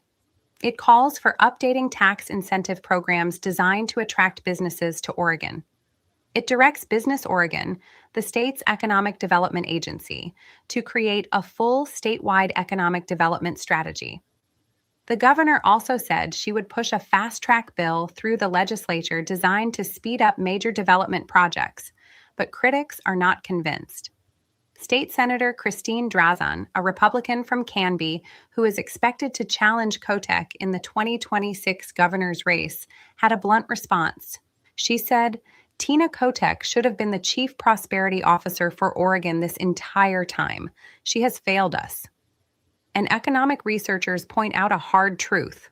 Oregon has had blue ribbon committees, work groups, and task forces producing PowerPoint presentations for years. What has actually changed? That, says Dr. Eric Fruits of the Oregon Transformation newsletter, is the real question. To truly understand why Wells Fargo left Oregon and why so many others are following, you have to go deeper than just the headlines. Oregon's public employee retirement system, known as PERS, has gone from a $2.1 billion shortfall in 2004 to nearly $30 billion today. PERS costs have tripled, from 10% to 30% of payroll, crushing city, county, and school budgets across the entire state. Oregon's overall tax burden is driving away the exact people it needs most. Portland workers are hit with the county's preschool for all income tax and Metro's homeless services income Almost tax, over, you guys. even if they do not live in those jurisdictions. About 6 minutes Businesses left. that move out of Portland literally give their employees a raise without increasing salaries, simply by avoiding those extra taxes. And then there is the homelessness and crime crisis. Downtown Portland's streets, once celebrated as vibrant and walkable, have become associated with tent encampments, fentanyl, and property crime. Portland went from one police officer for every 550 residents to one for every 800. That means 200 fewer cops today than just 20 years ago. This is the environment Wells Fargo was operating in, and ultimately, the environment it chose to leave. Beyond the statistics and the political press conferences, there are real people at the center of this story, and their voices matter. On Reddit's Portland community, one user wrote after the latest Wells Fargo layoff announcement, "Employees are capital to businesses. When you make a commitment to pay 100 Oregonians full-time, that's a serious commitment." The layoff discussion threads were flooded with workers sharing stories of uncertainty, of scrambling to find new employment, of wondering whether Oregon would ever turn itself around. And in Salem, where 147 Wells Fargo employees were let go the day after Christmas, local reporters described office workers quietly collecting their belongings, uncertain about their futures in a region that had already been battered by years of economic decline. These are the real consequences of corporate decisions made in boardrooms far from Oregon. And they fall hardest on the people who have the fewest options, the ones who cannot simply pack up and move to a lower tax state the way a corporation can. The human cost of Oregon's economic crisis is immeasurable. So the question that every Oregonian is asking right now, can the state actually come back from this? The honest answer is, it depends entirely on whether Oregon's leaders are willing to make genuinely uncomfortable changes. Michigan needs a no-holds-barred governor. Okay, we'll stop there. That was 15 minutes. That was news for people that live in Oregon news there. We haven't played Oregon news.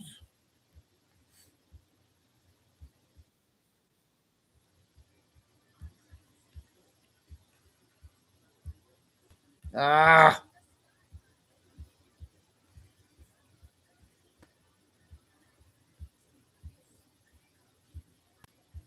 Why is that doing that?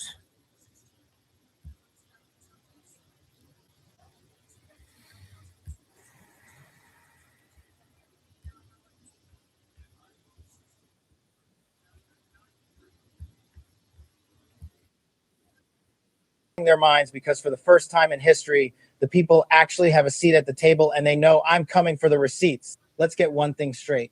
Every time you hear these mainstream talking heads and so-called experts clutching their pearls about what we're doing at the Kennedy Center or our stance on immigration, you need to ask yourself, who are they protecting? Because they sure aren't protecting the American taxpayer. They're attacking Rick Grinnell and the rebranding of the Kennedy Center. Give me a break. For decades, these institutions have been playground for the elite, funded by you, but managed by a board that looks down on half the country. We stepped in to save a crumbling national treasure that was literally falling apart under expert management.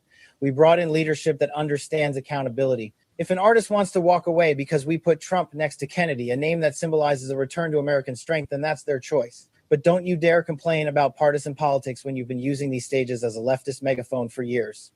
We're seeking damages because contracts matter and the law matters. And then we have the Stephen Millers of the world being attacked for pointing out the obvious. The media loves to use Frank Sinatra as a shield. I've spent my career in the intelligence community and the Department of Defense. I know how to read a file. Yes, Sinatra was the son of immigrants, but he was the son of immigrants who came here legally, who assimilated, and who loved this country enough to fight for its values. The left wants to conflate legal, merit-based immigration with an open border suicide mission. They want to tell you that if you don't support infinity migrants, you're somehow anti-American. That is a lie. What made America the leader in flight, the leader in atomic energy, and the first on the moon wasn't diversity for the sake of a DEI checklist. Nations are built on excellence, security, and the rule of law.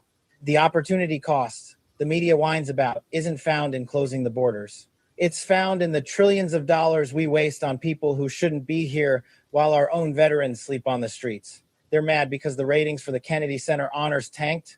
Good. It shows the American people are tired of the lecture. They're tired of being told they're the problem. We're dismantling the propaganda machine piece by piece. And if the elites at CBS or the swamp dwellers in DC don't like it, they better get used to it. We aren't backing down. We're just getting started. The fake news. Okay, Cash.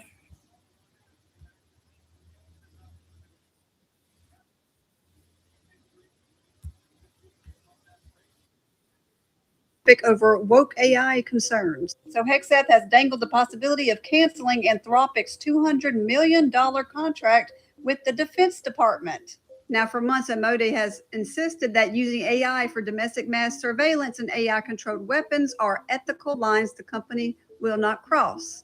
But Hegseth has said that Anthropic needs to allow the U.S. to use its AI in all lawful purposes, which could include AI-directed warfare and surveillance. And according to officials, if Anthropic does not back down, Hegseth plans to invoke the Defense Production Act, a law from the 1950s usually invoked during national emergencies, to force companies to produce certain products considered critical or national security. Anthropic currently requires human oversight of autonomous operations when used to kill things for safety reasons because they don't know how the autonomous system will react and could even endanger soldiers using the model. Soldiers and others could lose control of the model and automatically start killing large groups without humans in the kill chain. Anthropic bars its models from being used for mass domestic surveillance.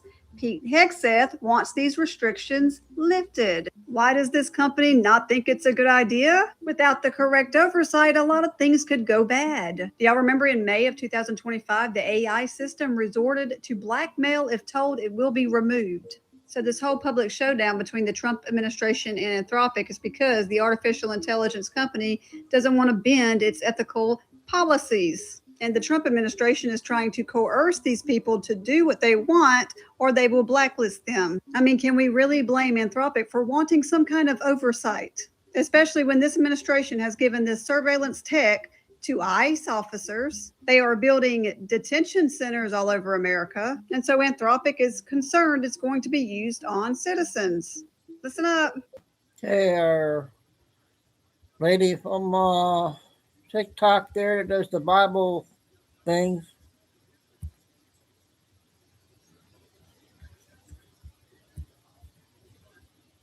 Okay, why are you going about this one? Idea that visits every nation eventually. Five It arrives minutes. not with marching boots or shattered glass, but with applause, with banners, with the comforting illusion of strength. The idea is simple, seductive, ancient, that a leader and a nation are one and the same, that loyalty to a man is loyalty to the state, and that the law is whatever serves power. History has heard this whisper before. It echoed in marble halls where emperors crowned themselves divine. It marched through parliaments that slowly surrendered their voice. It stood at podiums where leaders spoke not as servants of law, but as its authors, its owners, its embodiment. I am the state, they implied, and soon after, I am the law. You see, a true republic rests upon a fragile but sacred fiction, that no individual stands above the principles that govern all. That the law is not a weapon forged for enemies, nor a shield reserved for allies, but a standard applied without fear or favor. Remove that fiction, and the architecture of liberty begins to fracture. When courts are praised only when they obey and condemned when they resist, they cease to be courts. They become instruments. When justice is celebrated only when it serves power and denounced when it restrains it, it ceases to be justice. It becomes theater. And when citizens begin to measure truth, not by principle, but by loyalty, then the transformation is already underway. There exists a term, born from darker chapters of history, the dual state. A nation with two faces, two systems, two realities. One where law protects the favored, and another where law pursues the disfavored. One where normalcy is performed for the many, while power moves quietly for the few. It is a structure that does not announce itself. It evolves, gradually, comfortably, almost politely. After all, oppression rarely introduces itself as oppression. It prefers the language of security, of patriotism, of necessity. It drapes itself in flags. It speaks of strength. It promises order. And many, weary of chaos, hungry for certainty, welcome it with open arms. But here lies the paradox. A government that demands personal loyalty is not seeking unity. It is seeking submission. A leader who treats institutions as extensions of self does not strengthen the state. He diminishes it. Because the moment law becomes personal, it becomes fragile. What happens when justice depends not on principle but on proximity to power? When criticism becomes betrayal? When dissent becomes disloyalty? The answer is not found in any single headline.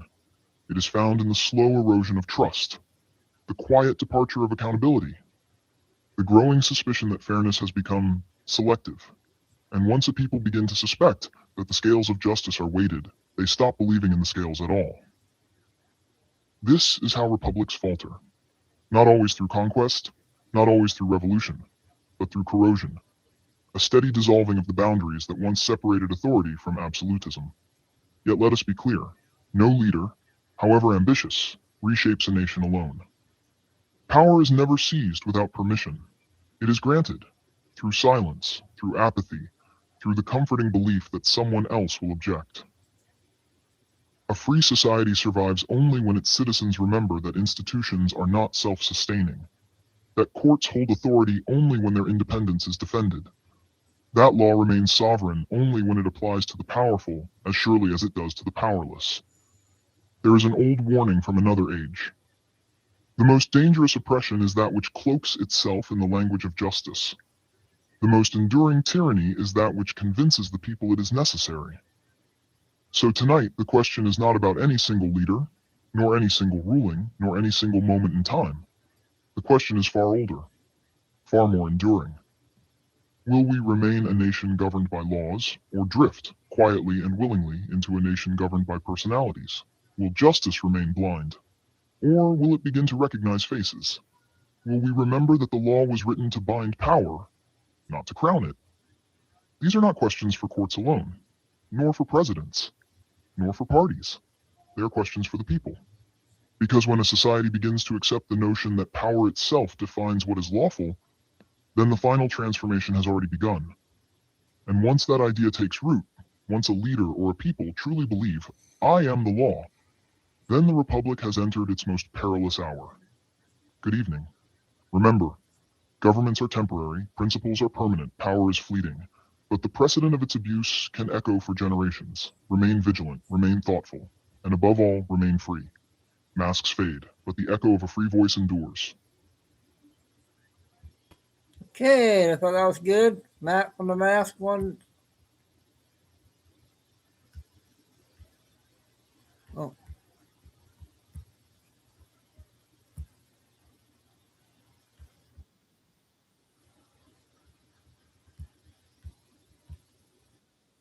And they signed it in present tense. You got to go back and read the Declaration and think about them signing what they signed and writing what they wrote in the terminology and the context which they wrote it 7 years before the war ended. They're declaring this is what we're going to have when this is over. That is why this is so brilliant. That is also how this shows how stupid liberals are. And we can't let them keep barking. Now, I'm not inciting violence whatsoever, but a good punch to the mouth to some of these people would feel good. I'm not even going to lie. They're that stupid.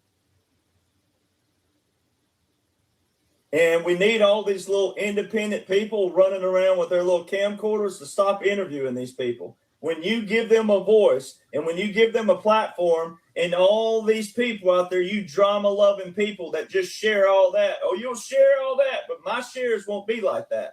Oh, go figure. Americans love you some damn drama. Boy, do y'all love you some drama. Y'all share that. Oh, look at this freak show right here looking like a clown riding a horse, half horse, half clown. Oh, you share that, boy. Ooh, we made that go viral.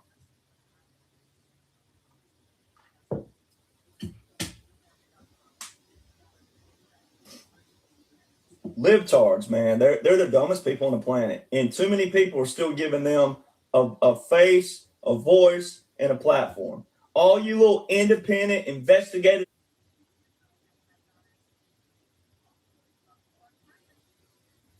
journalists or whatever you call yourselves out there, you're trash too. You're just as trash for going out there and filming these people. Stop giving them a platform. Stop giving that. You're feeding into negativity. You're feeding into drama. You're feeding into propaganda. You're not an investigative journalist. You're a social media whore, and you want your platform to go viral where people can come see you do more stupid stuff that don't matter to this nation.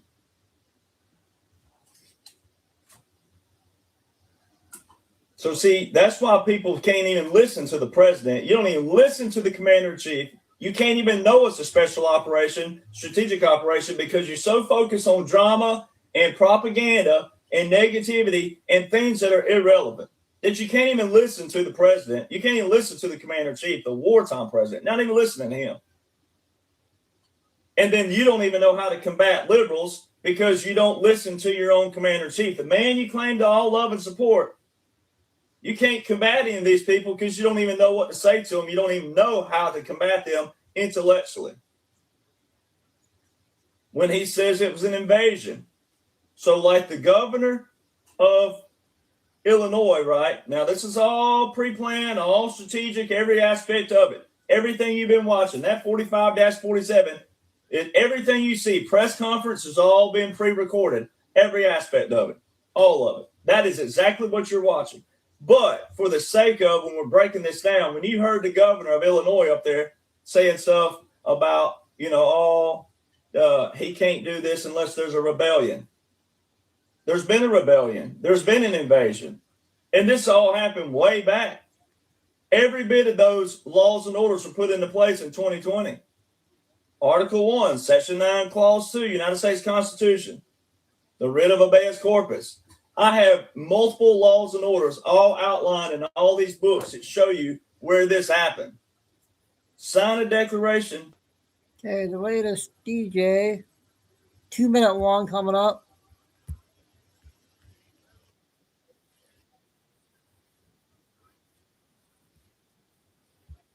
Going to affect everyone. Texas is the last stand. This is largely due to the people here. Texans are just built different. You're talking about salt of the earth people who are some of the most loving, honest, freedom-oriented, don't tread on me people you will meet in your life. I love this place with all of my heart. And so when I see politicians who betray the good, honest nature of the people in this place, it really grinds my gears. Did you know Governor Abbott signed off on a de facto digital ID in Texas? As you would have seen this week, Doc Pete Chambers, who is running for governor of Texas, came under tremendous attack, including his campaign socials being messed with, people not being able to see where he's holding campaign events, and even Turning Point USA seemingly going to a lot of effort to try and delegitimize his very real chances at winning this race. It's been astounding to watch. Doc Pete Chambers is a retired U.S. Army Lieutenant Colonel, Special Forces Green Beret, and physician who gave true informed consent during COVID, rescued children from trafficking at the border, and led relief efforts in Texas floods, proving he's a man of action, loyal to the Constitution and the people and not the machine. Are you tired of empty promises on property taxes, geoengineering in our skies, Islamic invasion with hundreds of mosques planned on top of the 300 already in Texas, data centers draining aquifers, rising energy prices, and smart cities turning places like San Antonio, Houston, Austin, and Brownsville into restricted 15-minute zones like Oxford? Yes, that's already in the works. Texas needs a proven warrior like Doc Pete as governor to fight these threats and put Texans first. No more all talk, no action leaders. Anyone who's had the pleasure of meeting him on the campaign trail can look into this man's eyes and know he is telling the truth with every single word that leaves his mouth.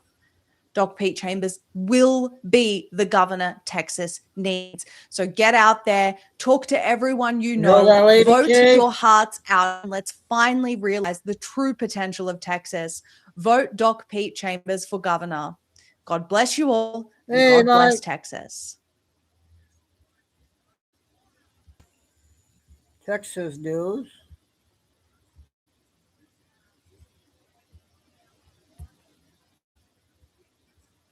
Let's play this one.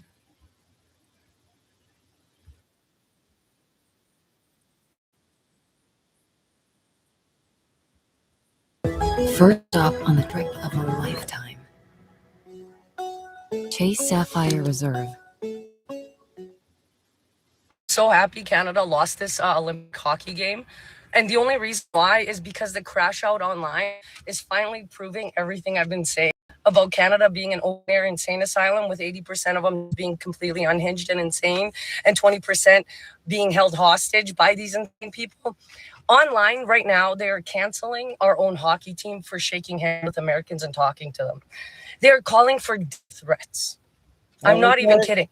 And you have to understand why the New World Order chose Canada as their, testing grounds, because the people, with the people you can. And if you go to Canada, let me explain what it's like. Do you remember the worst part of high school? Like 16, 15-year-olds, that's 80% of them. They stunted, right? So you see an adult, but you're talking mentally to like a 14, 15-year-old, right? Then you add that corporate bullshit, DEI, woke shit. And that's exactly what it's like. You cannot talk to people. You cannot be an individual. How dare you actually want to do better in life? No. In Canada, we celebrate being mediocre. And if you're not mediocre, then you immediately become a target. Now, if you look at my comment section, people will be like, you left Canada. You're not allowed to talk about Canada. It's like, well, you're not in the United States, stupid. And you're talking about the US on your page, you retard. It's called free will.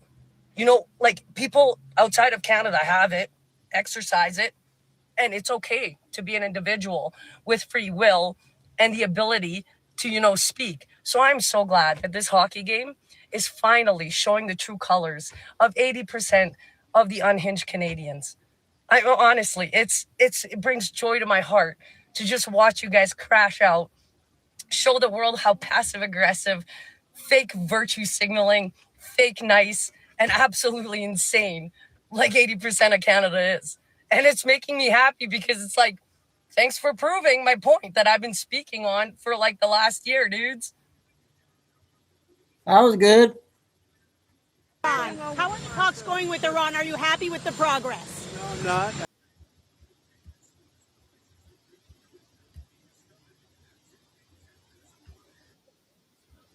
3 minutes. Inside the warring parties' ritual talking points and outside the British peacemaking industry, the one that sells endless process and never peace. And he basically negotiated the deal with a broad swath of other Muslim and Arab nations, and then he presented it to Israel and Hamas. He also recognized the complexity of Israeli politics and used his clout to potentially isolate the extreme right-wing Zionists in Netanyahu's government. It's hard to believe that there are those to the right of Bibi, but there are. And he also, most importantly, brought economics into the equation, not as a bribe, but as the actual substance of stability. Ports, power, water, rebuilding, police training, the material conditions that let people actually live. Now, many are pointing to the role of Tony Blair in the Board of Peace that's been established as evidence that this plan is going to fail. Blair is so notorious in starting and perpetuating wars that even Time magazine took note with a headline describing his perfidious role. We've documented Blair's role for decades, including his infamous speech at the Chicago Council on Foreign Relations in 1999, which is where he first openly rejected the long-standing Westphalian concept of respect for other nations' sovereignty and non-interference in their domestic affairs. He left no doubt in that speech what his ideas were based on. Quote, "But globalization is not just economic. It is also a political and security phenomenon." So when you think of neocons, think Tony Blair. And we got the Iraq War based on Blair's lies and these new global rules, and the many other wars and regime changes that follow. And some of those are precisely the wars that Trump is stopping. So what is Trump doing with Tony Blair on his Board of Peace? Most people are going to look at Blair on Trump's board and think deep state conspiracy, Trump's been captured. A lot of people did the same thing when Trump posted about Ukraine taking back its territory and winning the war. They thought, oh, he's been captured by the neocons. But this is why you have to subscribe to Promethean Action's newsletter. We approach the world like Trump from the standpoint of grand strategy. We don't react to each tactical move or whatever blows up in your face on your social media feed. So go to the Promethean Action website and become a subscriber. Now, with Blair, Trump may be following the adage of keep your enemies close. Because if anybody doesn't think that Trump knows what Blair has been up to these last decades, they weren't paying attention to Trump's speech to the gathered military brass yesterday. He made clear that the purpose of his newly renamed Department of War is to prevent war. This administration is no longer in the business of regime change or perpetual war. Trump's policy is respect for sovereignty, which is the Westphalian principle. So either Blair aligns with it, or he's going to stand even more exposed than he is now. Now, if Trump can overturn a century of British policy in the Mideast, imagine what he can do if he does the same thing on U.S. economic policy. Because the shutdown saga we're living through right now comes from the same mother. Here we are on day one of another ritual standoff. The immediate reason is the Democrats' refusal to. He broke the rule. Okay, one of those there from the TikTok lady. Hey, finally go. I got one just found might be pretty good. 8 minutes. The Federal Reserve.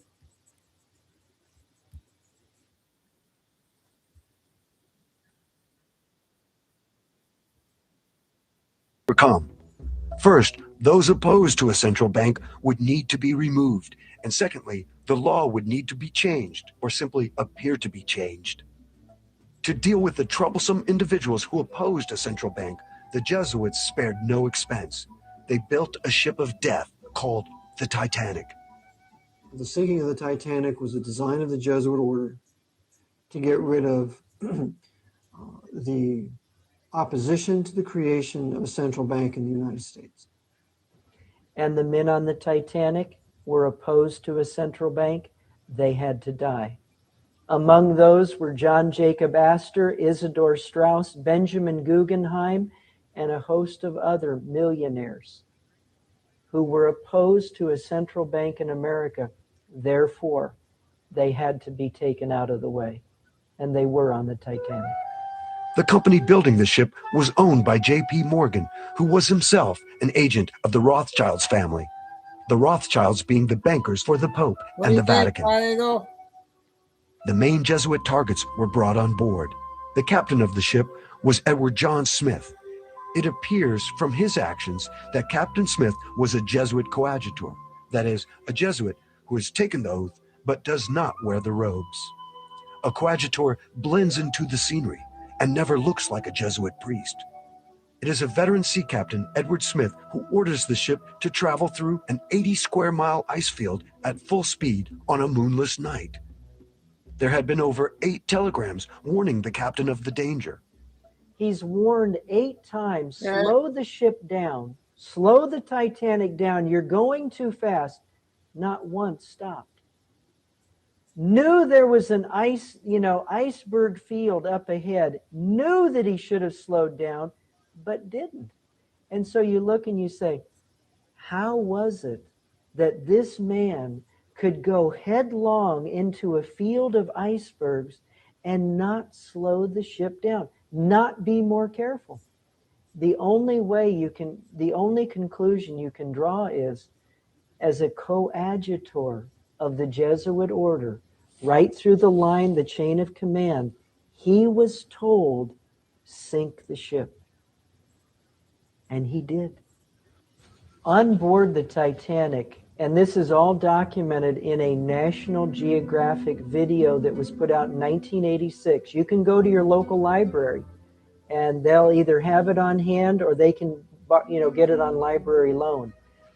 But on that videotape, it shows that as the Titanic was coming up along the coast of England, it had various stops. And at one stop, a Jesuit priest got on board. His name was Francis Brown. Francis Brown got on board the Titanic, took pictures of all of the wealthy people, took pictures of Edward Smith, the captain, and then just before the Titanic set sail across the Atlantic, Francis Brown got off. And then, of course, the Titanic sunk. Well, Francis Brown is given a camera by his bishop, by his uncle, the bishop, and he is told to go down and take all these pictures of all these people we're going to kill in first class. And so that's what he does. He takes a picture of all these rich people, everybody that there is going to go down, and a rich passenger offers him passage. Well, he knows the ship's going to go down, but he very sheepishly got in contact with his provincial. And the provincial's message was, get off that ship. Like Brown, another noted passenger, Jesuit agent J.P. Morgan, did not make the ill-fated sea voyage. Even though booked on the ship for passage to America, Morgan also fortuitously canceled at the last minute. Of course, J.P. Morgan, he had his own suite reserved for him. And there were some 55 men who at the last minute canceled their reservations on the Titanic. J.P. Morgan was one of them. Said he was sick. Oh, by the way, and don't load any of my art treasures on the Titanic either. So he didn't have any of his art treasures on it either. Didn't lose any of that.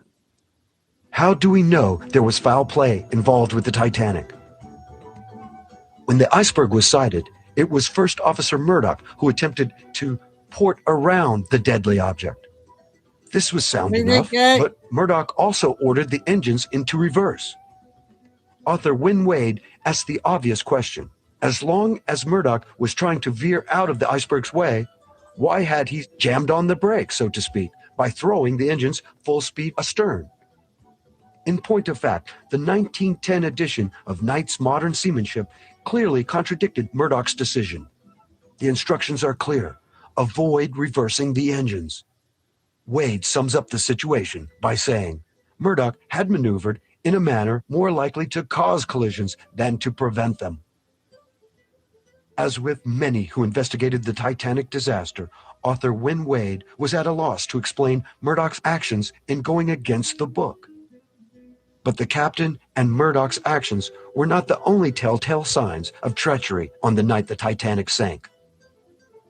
And we see all sorts of anomalies in the Titanic. For example, when it was sinking, the emergency flares were to be red so that ships in those lanes could see the Titanic was in trouble. Well, someone had taken away the red flares and replaced them with white flares, making it look like we were shooting off flares and having a party. And then the loading of the boats, we know that was a fraud. They didn't allow the lifeboats to be completely loaded. They were only half loaded, some 1/3 loaded, because the targets in the first class could not be allowed to board. And the Jesuits were not only the captain, but his officers, and there had been a strike in England at the time, and the men who were normally the ones who would man the ocean liners, they were replaced by Jesuit coadjutors ready to board because they were all under oath to die for the Black Pope if necessary. It's And good, so Lori. they I'm did carry going to out the sinking of the 8:30. Titanic. But how One is show it tomorrow possible will be that men will 6 commit o'clock. suicide as Captain Smith and some of his hand-picked crew obviously did? We have to understand that these men have died to their own self-will. And so they have completely been emptied of their own personalities, and upon the order of their commander will do exactly what they're told. There's no such thing as a disobedient Jesuit. This serves as a warning to all the other men of power, not only in our country, but in England and Europe. You mess with us, and we're going to do to you what we did to all those people on Titanic, and we're going to thwart the investigation, because a subsequent investigation of the sinking of Titanic blamed Bruce Ismay, the right-hand man of J.P. Morgan, and Captain Lord of England. They were the scapegoats when they could have easily blamed the men of power at that time. Saw who canceled their reservations. It was a Warren Commission all over again. 9/11 Commission all over again. It's a whitewash and cover-up, and that cover-up is even more powerful than the murder itself. After many of the leading opponents to a central bank had been removed, the Jesuits moved to obtain passage of the 16th Amendment and the Federal Reserve Act, both in 1913. So they created the Federal Reserve Bank to finance their crusades. Without the Federal Reserve Bank, there's no war in Iraq.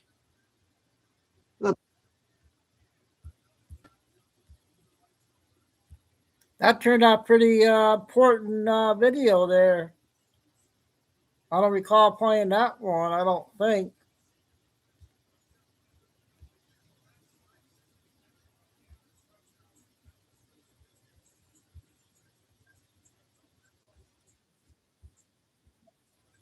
Florida news. Comey and other participants in the fraud known as Rushgate under criminal investigation. You get a whole lot more perspective on the present moment by subscribing to our newsletter. You'll find all of our videos and posts there, along with the receipts showing you why we're saying what we're saying. Now, this is really a fight about free trade versus the American system. When U.S. Trade Representative Jameson Greer stepped forward on January 20th at Davos, he defined the real battle now behind everything. It's between the free trade system of globalization and the unique American system of economy invented by Alexander Hamilton and now brought forward again by Donald Trump. Today, I just want to play the part of his speech about Lincoln's economic policy and the difference with the slave system of the South under British free trade control. Here it is. American ingenuity and productivity was held back by Southern slavery, which kept the country tied to an exploitative and backwards planter class that pushed ceaselessly for free trade. Southern millionaires wanted to sell the cotton that their slaves grew to the British and buy cheap foreign manufactured goods in return, and had no interest in supporting American industry or any idea of a broader American project. The South at that time apparently preferred a colonial model for its own economy, with the South playing the part of commodity producing economy. So it should come as no surprise that President Abraham Lincoln was a strong proponent of tariffs. Or in President Lincoln's own words, "My politics are short and sweet, like the old woman's dance. I am in favor of a national bank, I'm in favor of the internal improvement system, and a high protective tariff." President Lincoln famously was among the first Republicans, and he set a policy for Republicans early on. President Lincoln had an influential advisor named Henry Carey. Has anyone heard of this guy? Seriously, who's heard of him? One, okay, one person, two? Okay, two people, that's good. That's actually pretty good. But Henry Carey, he did more than anyone, arguably even Hamilton, I think, in laying out the rationale for America's development agenda, as I'll discuss later, his global impact, and he inspired much of the world to copy it. Lincoln, like Trump, came to power with a population that had lost touch with many of the founding principles of the nation. The extant political parties absolutely stunk. Like Trump, Lincoln confronted a Democratic Party which was completely under control of the slave masters and the British Empire. Lincoln knew our founding principles had to be reawakened if he was going to save the nations. By recreating the culture of the nation, Fort Pierce, Florida. Okay, other TikTok lady, their partners.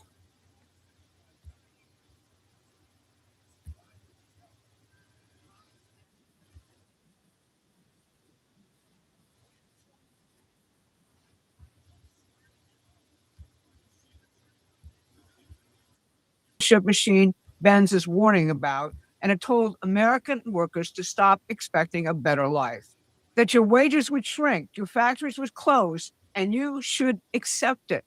One of their own called it fascism with a democratic face. Donald Trump is doing exactly the opposite. I'm Barbara Boyd. I was there when this project was launched, when the Trilateral Commission seated the Carter administration and, quote, controlled disintegration, became official U.S. economic policy. Here's what we're covering today. First, Rubio's counteroffensive after Munich that the media won't tell you about. Second, the 1975 blueprint for fascism with a democratic face and how it was used to crush American workers. And third, why Trump is replacing managed decline with an economy that's built for you. But before we dig in, please like and share this video on YouTube. It increases our reach. So let's start with what Rubio actually did, not just what he said. At Munich, Rubio told the assembled globalists that deindustrialization was a conscious policy choice, that mass migration is destabilizing the West, and that the United States has no interest in overseeing managed decline. He told them to defend Western civilization, or America would go forward without them. The room applauded politely. The European press called it provocative. And then Rubio got on a plane. He flew to Slovakia, where he met with Prime Minister Robert Fico, a man who survived an assassination attempt in 2024 for the crime of opposing the Ukraine war and defending the nation state. Then he flew to Hungary to meet Viktor Orban, who faces an April election with the EU's globalists in London scheming to defeat him. Rubio didn't just shake hands. He worked out deals to build U.S. nuclear plants in both countries. Concrete economic partnerships in Europe's energy wasteland. He threw the support of the United States publicly to both men. That was a direct slap at Munich's globalists. And here's what really matters. On February 9th, before Rubio even arrived in Munich, his Undersecretary of State for Public Diplomacy, Sarah Rogers, announced that the United States would begin funding pro-free speech organizations in Europe, specifically to counter Europe's Digital Services Act. That's why Mike Benz is sounding the alarm. The House Judiciary Committee just issued a bombshell report showing that the EU has interfered in European elections, deplatforming conservatives, barring candidates, even rerunning entire elections when the results didn't suit them. And Mike Benz has been making clear the same censorship apparatus is being aimed at the 2026 midterms and the 2028 presidential election. Europe's practice of rigging the story because... Okay, that was another one with her.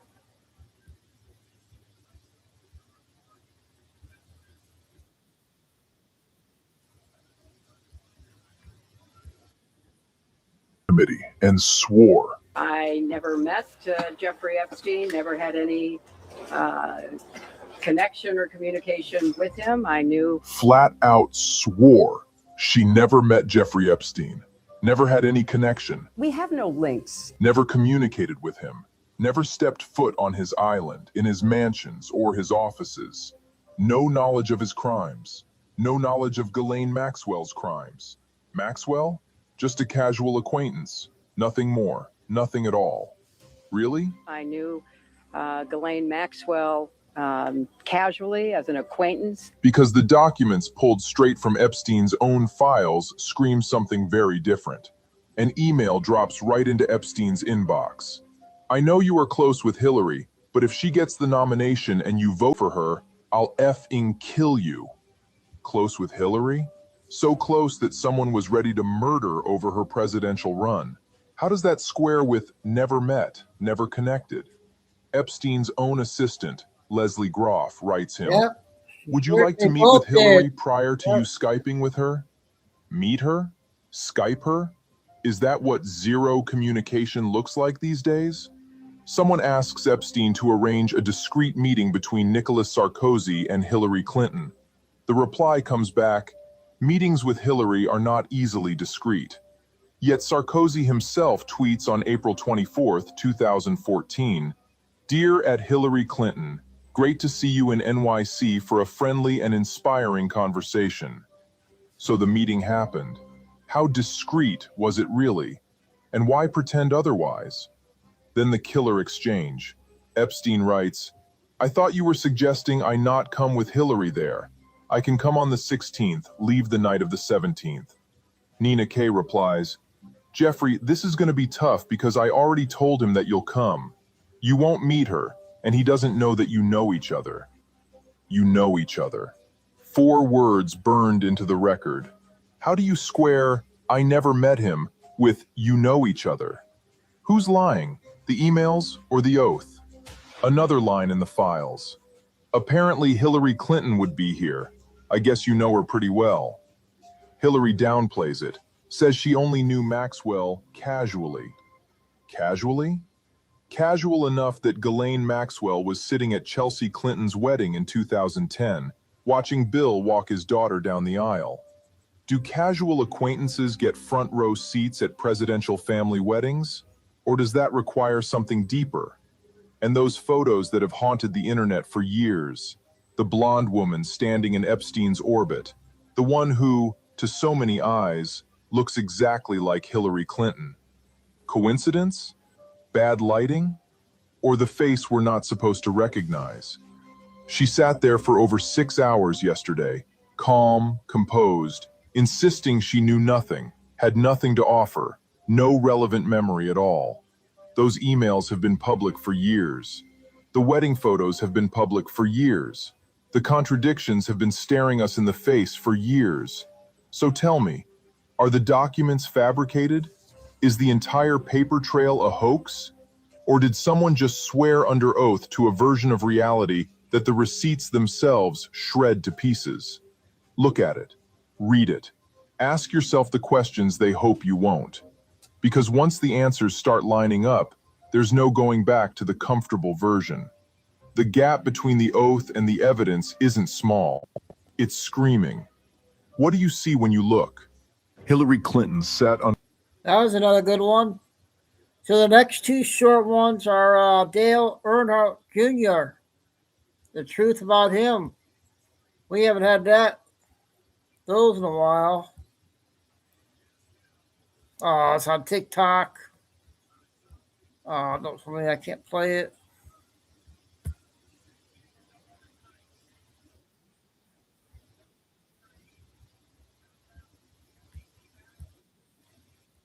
Changed forever. Dale Earnhardt Sr., the Intimidator, met a tragic end in what looked like an ordinary crash at the Daytona 500. But behind that moment lies a story untold until now. After more than 2 decades of silence, Sterling Marlin, the driver closest to the accident, finally breaks his silence. What really happened in those final seconds? And what secret has he carried all these years?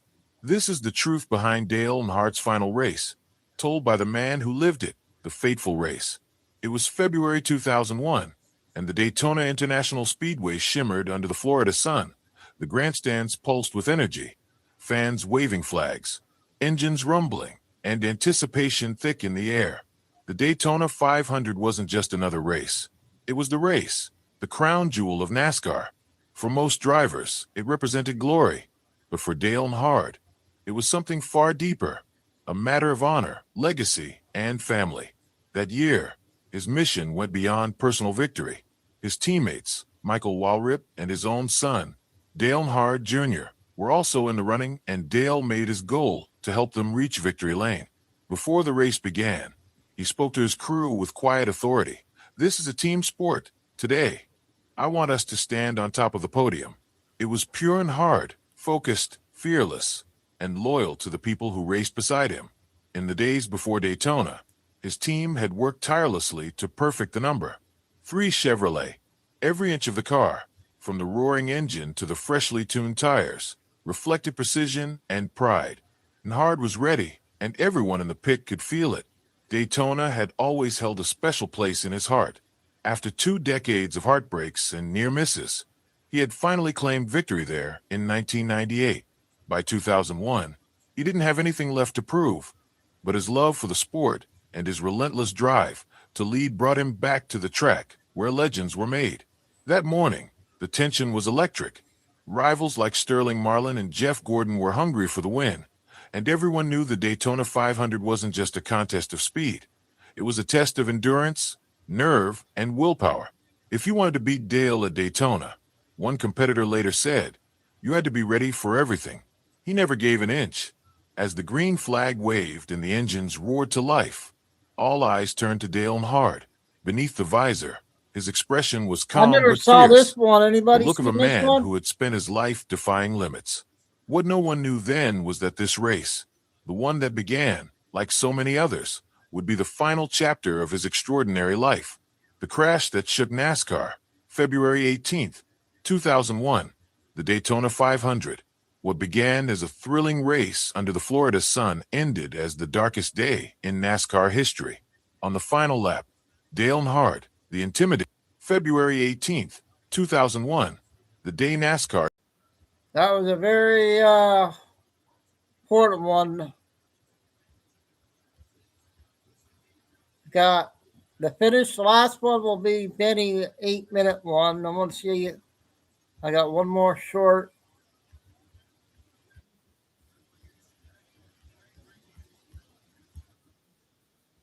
Many videos actually on Roblox, but people are asking me to do them. I think it's just because some folks are new and haven't seen. That's totally fine. I'm going to do it in sort of a more current way, if that's okay. A couple of just statistics I want to give you. It has 151 daily users, and 75% of kids between the ages of 9 and 12 use Roblox. So that's extremely high. I have a 10-and-a-half-year-old. She does not use Roblox. It is not on her iPad. I regularly check her iPad. I am not a perfect parent. I am not here to judge other parents, but it is just not an app that I feel is safe. I spoke with a person, not in my state, but in a different state, who said that the school her child goes to in their aftercare, they're allowed to use Roblox. Roblox should never be allowed at school, like full stop. There are other platforms that can be used for STEM and for modeling that are much safer. This really, using Roblox at school is a problem for data privacy. It's a problem for potentially exposing children to inappropriate material online and to student safety. So it shouldn't be used at school. Now, in terms of the 2 cases, so LA County is suing Roblox because essentially they're saying that it is become a playground for predators, and it has gone largely unchecked. Also, there is a case of a 15-year-old girl who was groomed essentially and was told and threatened to send inappropriate pictures online. And as a result, this conversation she was having on Roblox was moved to Discord. And that tends to be what's going on, is predators are starting these conversations on Roblox and then asking to move to secondary platforms. I've talked about that a little bit before. In Georgia, that comes on the heels of not that long ago. So just a couple weeks ago, 2 girls were found in Georgia after they're from Florida, after being groomed by a 19-year-old through Roblox. And they moved their conversation to Snapchat, and they essentially tried to run away with this person, and they were caught in Georgia. So the Attorney General Carr essentially said that they are opening up an investigation into Roblox. I just want to read to you on, this is straight from his report, on what he wants. He wants all of their reports on abuse and safety violations. He wants any documents related to harm experienced by children. He wants communications on the efficacy of parental controls, documents on chat and game moderation capabilities, documents on age verification, any audits, and any reports of criminal activity. I think that's a good start in terms of auditing them. But really, Roblox has part of why it's such a problem is because it started out as a platform really advertised towards young kids. And so parents became comfortable with it, but it really has devolved since then. All right, Roblox, I have a... Okay, a new lady on TikTok.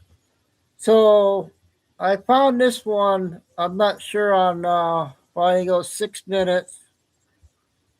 And then we'll finish off with Benny.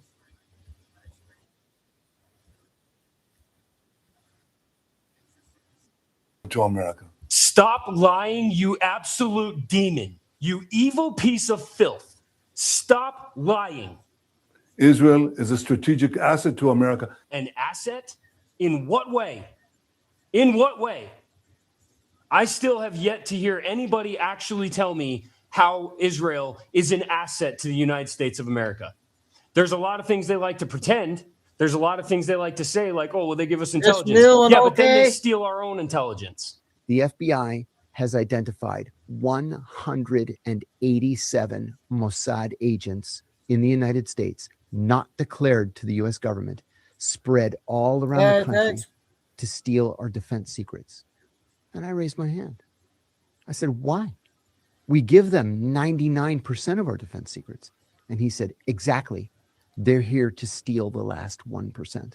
And then they like to say, well, but they're a stronghold in the Middle East. Yeah, and they have a secret nuclear program. Israel has always had an insane amount of spies in the U.S. and has been subverting the U.S. ever since they were founded. And that's everything from, like, they literally stole nuclear weapons from us and built a secret nuclear facility that John F. Kennedy was trying to audit and shut down, by the way. They did that with, like, some of the most famous, like, technological leaks of all time, all the way up to, like, Jonathan Pollard, the Promise software scandal, right up to 9/11. And they continue to get us into wars in the Middle East that we have no business being a part of. Not to mention an entire people that now hate us with an absolute passion solely because you're like a leech. As the American National Security Council itself says, I treasure and value, as do all Israelis, the great support we've been receiving from America all these years. And you, AIPAC, should also be credited for helping out in this alliance. Oh, where's the meme? Where's the meme?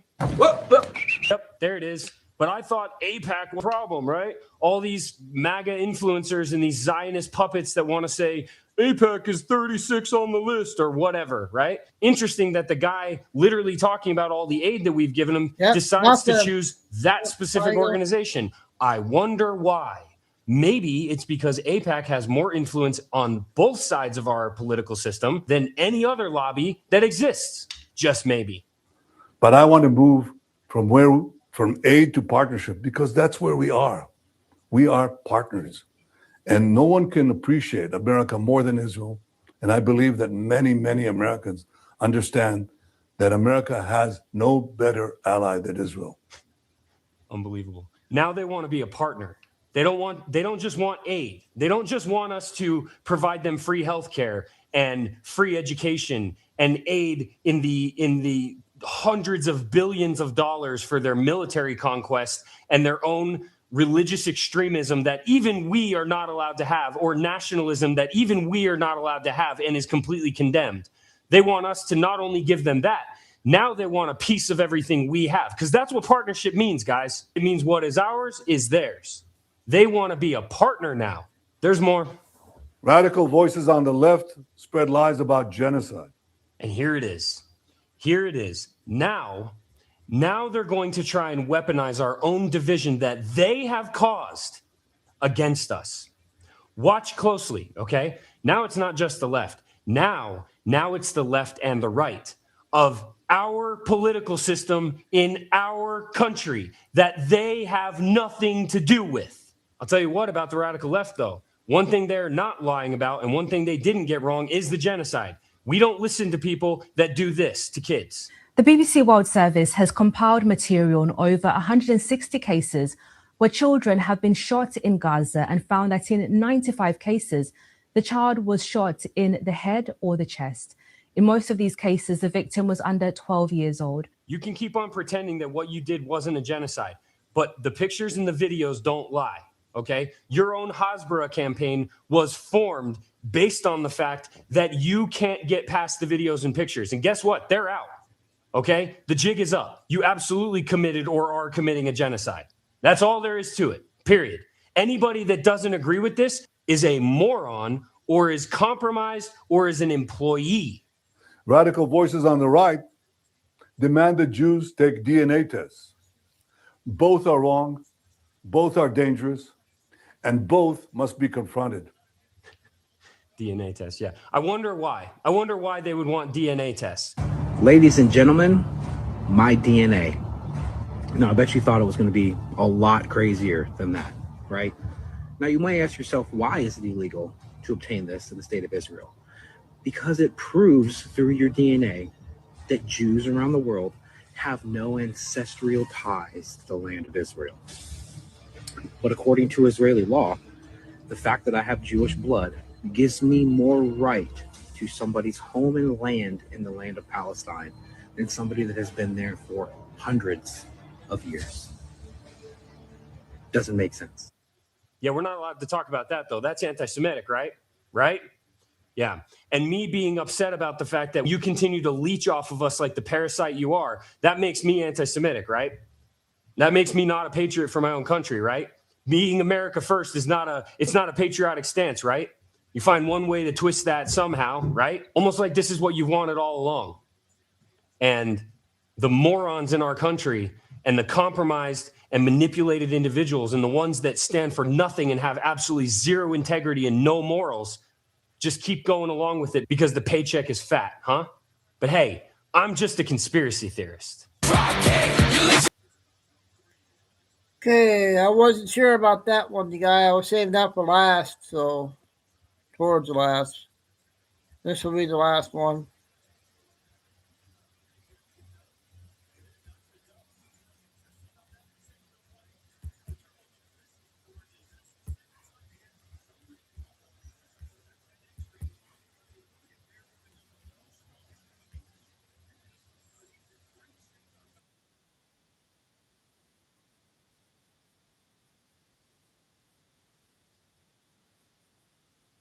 Teeth are a weapon versus rape, and white people are out to get me. Kyle's got a gun. 8 and and a the half. two-finger shuffle. Last one. Find these and more in Sounds of a Lemon, the worst journalist of all time. Every single day we are out fighting the information war, and I often think to myself as we are battling idiots on X, what a privilege it is to have enemies like this. These are our enemies. When we talk about Somali fraud, this is exactly the kind of person that I'm talking about.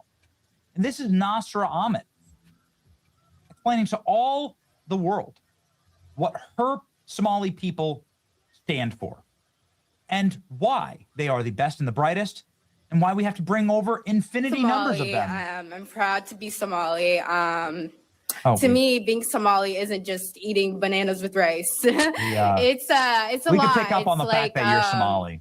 We could. It's You weren't hiding that very well. It's very hard to describe what it means to be Somali We'll and try. what it means to be American. What? How would you do it's it, like Nasra? a cultural fusion. It's kind of like the bananas and rice. You know, people don't really see it's people don't think, oh, you can eat bananas with rice, but that's what it's like to be Somali and American. It's like that combination of banana and rice, but you're gonna get what I mean. She has negative IQ and set back whatever you think the Somali issue is 1,000 years. Okay, and it's ancient let me civilization. So that's kind of hard to do. That's My it. favorite part of this video is one, she something breaks down today, explaining let's to everyone as though we were wondering that she's Somali. A little better. So I'm Somali. I'm proud to be Somali. We weren't able to figure that out, actually. And then the public defender, the Chinese obese public defender behind her, look at his face. Dude is dying inside. It's like, I got to defend this. Anyway, they're idiots. These are our enemies, and they're really dumb. And Nasra, as soon as she, like literally hours after that press conference, gets arrested by Homeland Security for assaulting federal agents. Who is Nasra Ahmed? Bananas and Rice Girl. She was arrested for resisting federal agents, spitting on them and assaulting them. As legend has it, there were little pieces of banana and rice when she spit on them. Whatever. The point is that these people are imbeciles.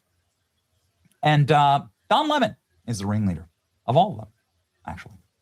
Don Lemon is now being sued over storming the Minnesota church, and that's because, well, not only did he put it all on camera, hugging his kid, and you know, I imagine it's uncomfortable and traumatic for the people here. But again, careful. It's that's what protesting is about.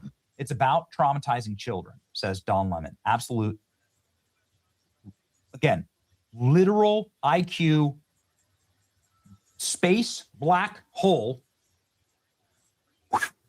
right? Like, not intelligent, putting all of his crimes on camera. Don Lemon putting all of his crimes on camera. And then when Harmony Dillon comes on my show and says he better not have done this as a racial hate crime, goes out and does this interview. If you're a Christian and only if you're a white male, pretty much. And so, yeah, I absolutely 100%, but it's an intimidation tactic. And, you know, I said, I don't understand how I become the face of it when I was a journalist. It comes from a supremacy, a white supremacy. Got it. Okay, so you attack the church because of white supremacy. Well, anyway, he's being sued by the parishioners. And man, I got to tell you, this is how they got Alex Jones, and this is how they're going to get Don Lemon, man. I'm not sure about the federal case. The federal case will be one thing or another, but a woman who claims to have been attending the church service in Minnesota, covered by Don Lemon, is suing Lemon and other protesters, saying that she suffered severe emotional distress as a result of the incident. This is how they get you, man. In court documents obtained by TMZ, Anne Duquette claims that she was attending the worship service when Don Lemon unlawfully entered and disrupted her free ability to practice in a place of worship. This is gonna hurt Don Lemon. It's bad. They're such idiots. Breaking today, 39 individuals now face charges for the invasion of the city's church. 39. The superseding indictment is brutal. We just read through it. It includes Don Lemon. Oh, yikes. Here we go. Legal news just in that controversial federal indictment of Don Lemon, another independent journalist, and several participants in an anti-ICE protest at a church in Minnesota last month. The DOJ has put together a superseding indictment modifying this case. MS Now legal affairs reporter Fallon Gallagher is here with us. What are the details, Fallon? Yeah, Anna, we have very few details at this point because this indictment remains under seal, but we know that the DOJ has to return a new superseding indictment in the case involving Don Lemon because the DOJ filed a motion asking the judge to unseal that. So we have yet to see the contents of this indictment. The superseding indictment just means that they got him on more stuff. Yikes. Justice Department unsealed an indictment. 30 more people have been charged and arrested. 25 arrested today. You cannot attack a house of worship. If you do so, you cannot hide from us. We'll find you and arrest you and we'll prosecute you. Well. 30 more individuals. You cannot attack a house of worship. Well done. Don Lemon is sued by the parishioners. Now, these are civil suits. These are the ones that can really hurt and bleed you dry. DOJ files motion in superseding indictment on the case. It's not going to work out well for Don Lemon. Got to tell you. I mean, will he end up in prison? Will he end up bankrupt for somebody like Don Lemon, who's 60, addressed like he's 16? Don Lemon, it's not going to be pretty. There you go. Churchgoers present at Lemon's storming of the church has sued him and other rioters for severe emotional distress as a result of the incident. Oh. 9 more people are arrested. I don't know, man. What is the superseding indictment? What's that going to be?